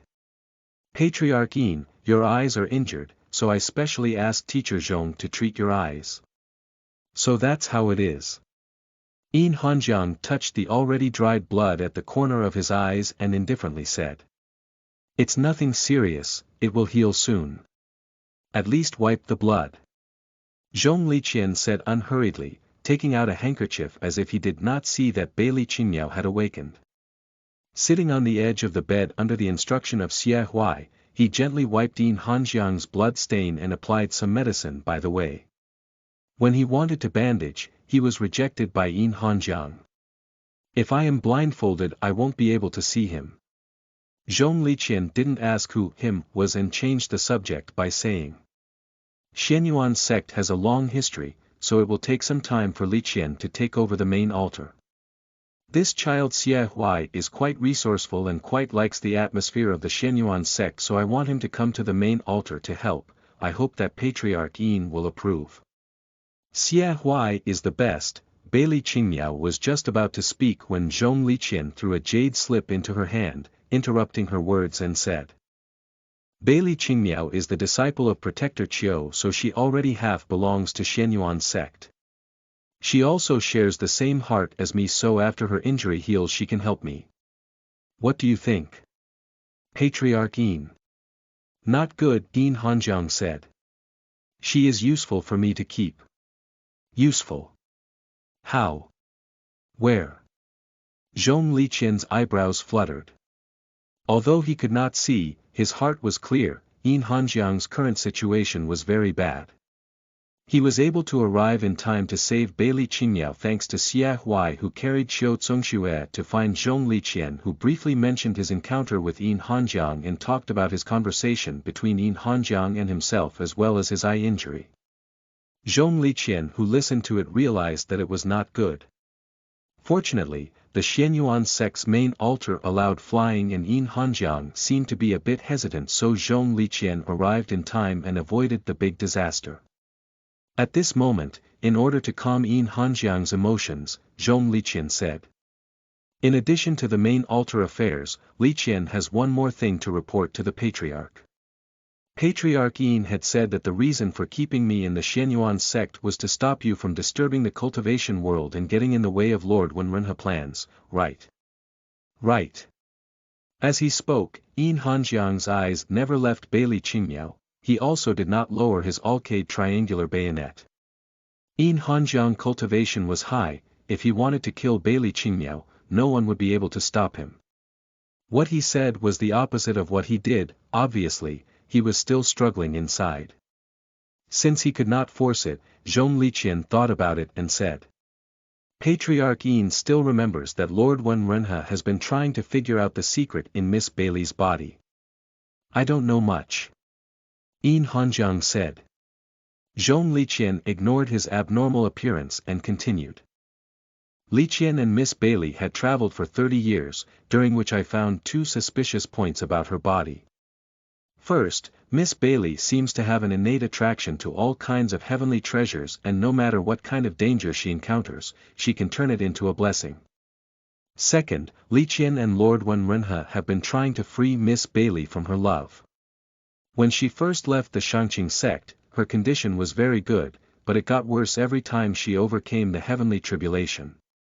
It's good that Liqian and Miss Bailey are linked by compulsion gu, so I can help her guide her feeling, otherwise she would not be able to endure 30 years without returning to the sect. So what? Yin Hanjiang stretched out his hand and grabbed Bailey Qingmiao's calf, trying to catch her. But in the underworld blood sea, these 2 points have all changed. Hearing the words, underworld blood sea, Yin Hanjiang finally reacted and let go of Bailey Qingmiao and looked at Zhong Liqian intently. Speaking of which, this matter is also caused by Liqian negligence. When he Wenchao brought Miss Bailey to the underworld blood sea, I already knew about it. After all, it was something that I had discussed with Lord Wenrenha beforehand. At that time, Liqian agreed to this plan because I knew that Miss Bailey's physique was special, and thought that she would not be injured in the underworld blood sea, and perhaps she could even gain some opportunity. Unexpectedly, she was seriously injured here, and even lost her soul-bound weapon. Zhong Liqian sighed, his face full of regret. But I did not expect that after returning from the underworld blood sea, Miss Bailey would be so determined to die like she was being possessed. She wanted to kill herself so much that even I couldn't suppress it, which was not right. Yin Hanjiang listened attentively. Bailey Qingmiao also added. I also feel that something is wrong. Before the brain was dizzy, as if it was not me at all who did all these things. Liqian thought that there must be something in the underworld blood sea that is influencing Miss Bailey. The reason why Lord Wenrenha was willing to take the risk of breaching into the underworld blood sea in addition to solving the matter of blood cultivation should be something else that should be investigated. When I touched your leg just now, I felt that your skin was hot. Do you have a fever? Yin Hanjiang suddenly asked. This is my fault, Zhong Liqian explained. I asked Altar Master Shirtan to pass some sickness qi to Miss Bailey, so that she would be in a state of high fever and not have the heart to seek death. Bailey Qingmiao. She knew in her heart that Zhong Liqian meant well, but why did it feel so awkward? Yin Hanjiang remembered Altar Master Shirtan very clearly. His memories were only confused about Wenrenha. When he heard that Altar Master Shirtan passed his sickness qi to Bailey Qingmiao, he shook his head and said. No, Altar Master Shirtan's sickness qi couldn't have affected her. Why? Zhong Liqian wasn't sure about it. Yin Hanjiang stretched out a finger to point at Bailey Qingmiao's blindfolded eye. His action was so sudden that it startled Zhong Liqian, making the bamboo scroll slip out of his sleeve. He was afraid that if he moved his finger even a little, Bailey Qingmiao's eye would really be blinded. Fortunately, Yin Hanjiang's finger fell on the blindfold and he didn't move it as he said. Altar Master Shirtan could not curse Bailey Qingmiao. He stopped after doing only one eye, so how could he pass his sickness qi to her when he was still sick for more than a year? Zhong Liqian was not too clear about this matter, so after listening to Yin Hanjiang's explanation he immediately said to Xie Huai. Go and invite Altar Master Shirtan. No need. Yin Hanjiang casually wrote a transmission talisman, the content of which was. Get over here. Zhong Liqin. The Yin Hanjiang in front of him was a different person from the Yin Hanjiang he had initially known. After receiving the summons, the altar master Shirtan quickly came over, then he listened to Zhong Liqin's explanation of what had happened with Dread and then said.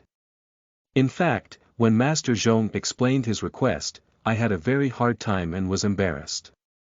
That night I took care of Miss Bailey, but never came near her and sat in the corner all that time. Altar Master Shirtan pointed to the corner farthest from Bailey Qingmiao. You did not deliberately pass your sickness to her, so why did she have a fever the next day? Zhong Liqin asked. Altar Master Shirtan trembled even more. She took it away herself. That night she was knocked unconscious by Protector Chiu, but she suddenly opened her eyes in the middle of the night and came to me and took the initiative to absorb my sickness qi. What? Bailey Qingmiao said in disbelief. I don't remember this at all. I don't know why. The altar master Shirtan tightened his outer robe. Haven't you noticed that I haven't coughed much lately? Most of my sickness qi was absorbed by her, so my cultivation was greatly reduced. Afraid that I would be discovered, even when Altar Master Miao and Ruan tried to team up with me, I didn't dare to make a move. Several people were puzzled by Altar Master Shirtan's words, so they didn't know that a great change had taken place in the underworld Blood Sea. Because it was a place where the innate gods sealed 180,000 devil gods, the sky of the underworld Blood Sea was affected by the demonic qi and was always gray and cloudy. This layer of gray mist was not a cloud but rather devouring energy formed by the fusion of chaos and demonic qi. This energy blocked the sunlight with the dark clouds, making the weather 100 miles around the underworld Blood Sea not change in a million years. Today, a heavenly tribulation cloud tried to form over the sea of blood, but its several attempts to take shape were absorbed by the devouring energy. Powerlessly it only released 9 small sparks before disappearing. The moment the cloud disappeared, the turbulent sea swirled, forming a whirlpool, and a man holding a black halberd flew out of the whirlpool. He actually ignored the restriction that you couldn't fly in underworld Blood Sea and rushed to the cliff in one go. The man closed his eyes and meditated, seeming to be absorbing the memories and comprehension of these days. A full 12 hours passed before he slowly opened his eyes. He was wearing only a white single garment, which was full of holes pierced by magic weapons. He casually waved his hand and a gray robe draped over his body. Along with the gray robe, there were also 3 books and a red stone. The man first picked up the God of Destruction, Volume 1, and flipped through it, whispering, "A year and a half has passed, I am late." Chapter 56. The Return of Devil Venerable. You are listening at novelfull.audio. This person was naturally Wen Renhe. He entrusted Zhong Liqin with telling Yin Hanjiang that he would return in 1 year. 1 year was the time he had thought would be enough, but there were always some things that could not be predicted. He looked at the red stone in his hand and whispered to himself. It's worth the trip to get this thing at last. This stone was his another purpose of entering the underworld Blood Sea. Whether it was abusive love affair or the God of Destruction, the underworld Blood Sea was quite an important place. In abusive love affair Wen Renhe died in underworld Blood Sea, but before he died he threw a blood-red stone to Bailey Qingmiao, who only thought that this red stone was Wen Renhe's keepsake and kept it close to her body. The first time Yin Hanjiang tried to kill Bailey Qingmiao, he accidentally killed Lu Xinye, and the second time he pretended to be a ghost-masked man to hunt down the heroine, and after taking off the mask he pretended to protect Bailey Qingmiao, but in fact, he lured her to the vicinity of the underworld Blood Sea. At that time, Yin Hanjiang in the book almost succeeded. There was no one near the underworld Blood Sea and Bailey Qingmiao's cultivation was far inferior to his, so it was impossible for anyone to save her. It was precisely because he had the victory in hand that Yin Hanjiang deliberately let Bailey Qingmiao see the ghost mask. He wanted to kill Bailey Qingmiao, who was full of despair, at the place closest to Wen Renhe. Just when Yin Hanjiang had severely injured Bailey Qingmiao and wanted to extract the woman's soul to refine it into a lamp, Bailey Qingmiao had already taken the blood-red stone out and fled the underworld Blood Sea. She looked at the stone and remembered Wen Renhe who had died to save her. Hearing Yin Hanjiang sorrowfully asking her to accompany Wen Renhe, Bailey Qingmiao said. You are right, I owe Wen Renhe my life so I should pay him back. But it's not for you to decide. After she said that she held the stone the size of a man's fist with both hands and jumped into the sea of blood, as soon as she entered the sea, the stone glowed with a strange color, protecting Bailey Qingmiao from being hurt by the devouring energy. At the same time, deep in the sea of blood, a light flew out from the seal at the bottom of the sea and entered Bailey Qingmiao's body. The fusion of Bailey Qingmiao with the divine personality, unconsciously hit Yin Hanjiang and made Yin Hanjiang's soul scatter. Only a remnant of his soul, wrapped in his obsession, escaped and returned to the Xianyuan sect where he hid in the burning sky drum and endured for 1,000 years, eventually becoming the immortal emperor of burning heaven. The moment Bailey Qingmiao fused with her divine personality, she recovered the memories of her previous life. The innate godhood was powerful and may be coveted by those who have an interest in it, so among 3 realms, the underworld blood sea was the safest place. Chaotic chi could fuse all kinds of energy, so naturally it could cover up the power of the innate godhood. After she gave up her godhood, it was only natural to hide the godhood at the bottom of the sea of blood again and seal this secret forever. Until the end, there was no mention in the book what this blood-red stone was, why it protected the heroine in the blood sea and let Bailey Qingmiao obtain her godhood in advance. It was not clearly explained. Readers were so angry with Bailey Qingmiao's behavior of giving up her godhood to follow the male lead, that they were not in mood to pursue the matter of the red stone, which became an unsolved case. Wen Renhe never understood why he did it in the book. Because from the description in the book, Wen Renhe who had fallen into the sea of blood knew nothing about the godhood, so how could a stone appear out of nowhere? The reader commented that this stone was a golden finger that author wanted to give heroine, but Wen Renhe didn't think so. Everything in this world is reasonable. Bailey Qingmiao loves He Wenchao, but Wen Renhe, Zhong Liqian, Yin Hanjiang loved Bailey Qingmiao. Zhong Lifei and Sun Jingqi were on the surface unconditional worshippers of He Wenchao. Purple Spirit Pavilion Master's willingness of becoming the male lead's main wife, the blood-red stone couldn't appear suddenly for no reason. If there was no description in the book, there was only one possibility, that is, only when Wen Renhe had fallen into the sea of blood in a moment when he was still conscious, was he able to possess this object. After reading The God of Destruction, Volume 3, 2 questions arose. First, who were the so-called gods that slaughtered He Wenchao's town? In the first volume, He Wenchao was misled by the blood demon ancestor to believe that it was Wen Renhe, but in the third volume there was no mention of this matter at all. Secondly, in the third volume, He Wenchao had obviously become a god, but did not recover the memories of his previous life. It was only when he obtained his innate godhood that he understood all the things he had done in his previous life. Some readers had also mentioned these 2 issues in the comments, however everyone said that the author wrote for too long and had already forgotten the previous settings. Wen Renhe understood how a mortal's memories worked, so this phenomenon was possible. But when the world became real, there must be a reason why these 2 suspicious points were not mentioned at all. It seemed that all the events were pushing Wen Renhe into the underworld blood sea, so after making enough preparations, he fell into the sea. So that's it. Wen Renhe held the blood red stone and understood everything. After reading the revised plot of The God of Destruction, Volume 1, he saw Yin Hanjiang go crazy and control the burning sky drum to force He Wenchao and sect master of Shenk sect to close their door. He cited slightly, whether it was his death or Yin Hanjiang's madness, it seemed inevitable. The readers of The God of Destruction cursed under the text, saying that the author was simply sick, to change a good stallion novel into that. In only the first half of the first volume, he changed from an extremely powerful protagonist to an abused male lead. His first wife became a man, his younger martial sister was snatched away by the demonic sect for a year, Sister Lu for some reason also walked around He Wenchao in the sect. A dignified male protagonist was beaten black and blue by the villain, and his sisters and his little brothers also left him. The author's revision of this novel was simple revenge on society. Putting away the god of destruction, when Renha opened the abusive love affair, his current situation was a bit special, so he needed to determine who was in charge of Xianyuan's sect through Bailey Qingmiao perspective, in order to decide whether to go back.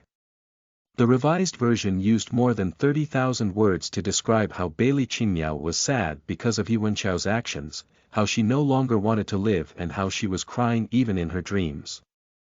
Which was totally different from the previously silly but still innocent heroine. The book review section has been scolding the author for abusing the heroine, and it was not until Yin Hanjiang awakened Bailey Qingmiao and Zhong Liqian made a guess that novel reviews eased. The last 10 chapters were so scary that I almost couldn't follow them.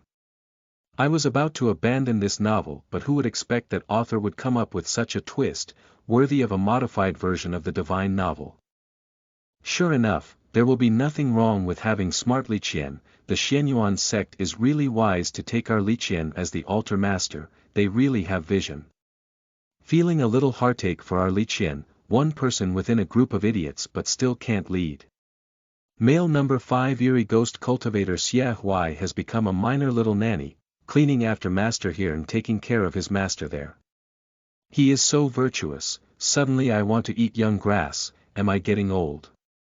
Wait a minute, is the wise Liqian telling us that there is a reason why the female lead is like male lead? Controlled by what? Who knows who Master Shirtan is? Was he in the S? Why does he act as if he likes the heroine a lot? Shirtan said that Bailey Qingmiao became unconscious after absorbing his sickness qi. Why is the female lead suddenly portrayed like a demon who absorbs other people's cultivation? I thought that father, Wen Renha would be dead like in the original book, but now Liqian says that Wen Renha may still be alive and come back. Can he solve this riddle when he comes back? I'm reading a romance novel, right? Why did it suddenly turn into a mystery novel? Above, mystery theory makes me laugh so hard. Let's just add Yin Hanjiang and we will have a horror mystery, ha ha ha ha. No matter how the plot changes, Yin Hanjiang really regards the heroine as dead meat as always. He felt like a horrible murderer when he was waving his weapon in front of silly heroine's sweet face. I want to know what exactly is the relationship between Yin Hanjiang and Wen Renha, and why Yin Hanjiang blackened after his death. After reading the book reviews for half an hour, the word "no" appears at most. This novel should be renamed Readers Also Want to Know. Forget it, seeing that the current patriarch of the Xianyuan sect was still Yin Hanjiang, making Wen Renha slightly relieved. With his current condition, if someone else was in charge of the Xianyuan sect, things would not be so easy. He looked at the stone, frowned slightly, and ran his genuine qi to put it and the books into his space. As soon as the stone left Wen Renha's body, the clothes on his body also slipped off. It was as if the person who was wearing the clothes had disappeared out of thin air. The grey outer robe and white undergarment piled up softly on the ground through Wen Renha's body. After these two pieces of clothing fell off, Wen Renha was still wearing the robe that was used to protect Yin Hanjiang. He sighed slightly and turned into a transportable light as he flew to Xianyuan sect. There were formations outside the sect's gates, and to enter, one can either break through by force, or defeat the gatekeepers guarding the formations, or sneak in while someone enters or leaves. Of course, the Xianyuan sect's people had their own methods of opening the formation, and whoever opened the formation would make disciples immediately know who was coming in. Wen Renha did not have any method and just passed through the formation without making a sound, without alerting anyone. First he had to find Yin Hanjiang, to tell him that he was still alive. From the book, it was clear that Yin Hanjiang was possessed by heart demons, which was the last thing Wen Renha wanted to see. He first came to Yin Hanjiang's room, which had not been occupied for a long time. Wen Renha then thought that since Yin Hanjiang had already taken over the Xianyuan sect, he should be living in the sect's master room at this moment. The two rooms were only one wall apart, so Wen Renha went straight through the wall but did not find any traces of Yin Hanjiang. Then he went to the spiritual spring at the back of the mountain. At this time he finally saw Yin Hanjiang. He saw him sitting quietly on the edge of the spiritual spring, holding an empty wine cup, with his head lowered and his lips lightly planted on the cup, looking very normal. When Renha let out a faint sigh of relief and called out, "Patriarch Yin, this venerable is back." Yin Hanjiang did not turn around, as if he didn't hear him, and just poured himself a cup of wine and drank it all in one go.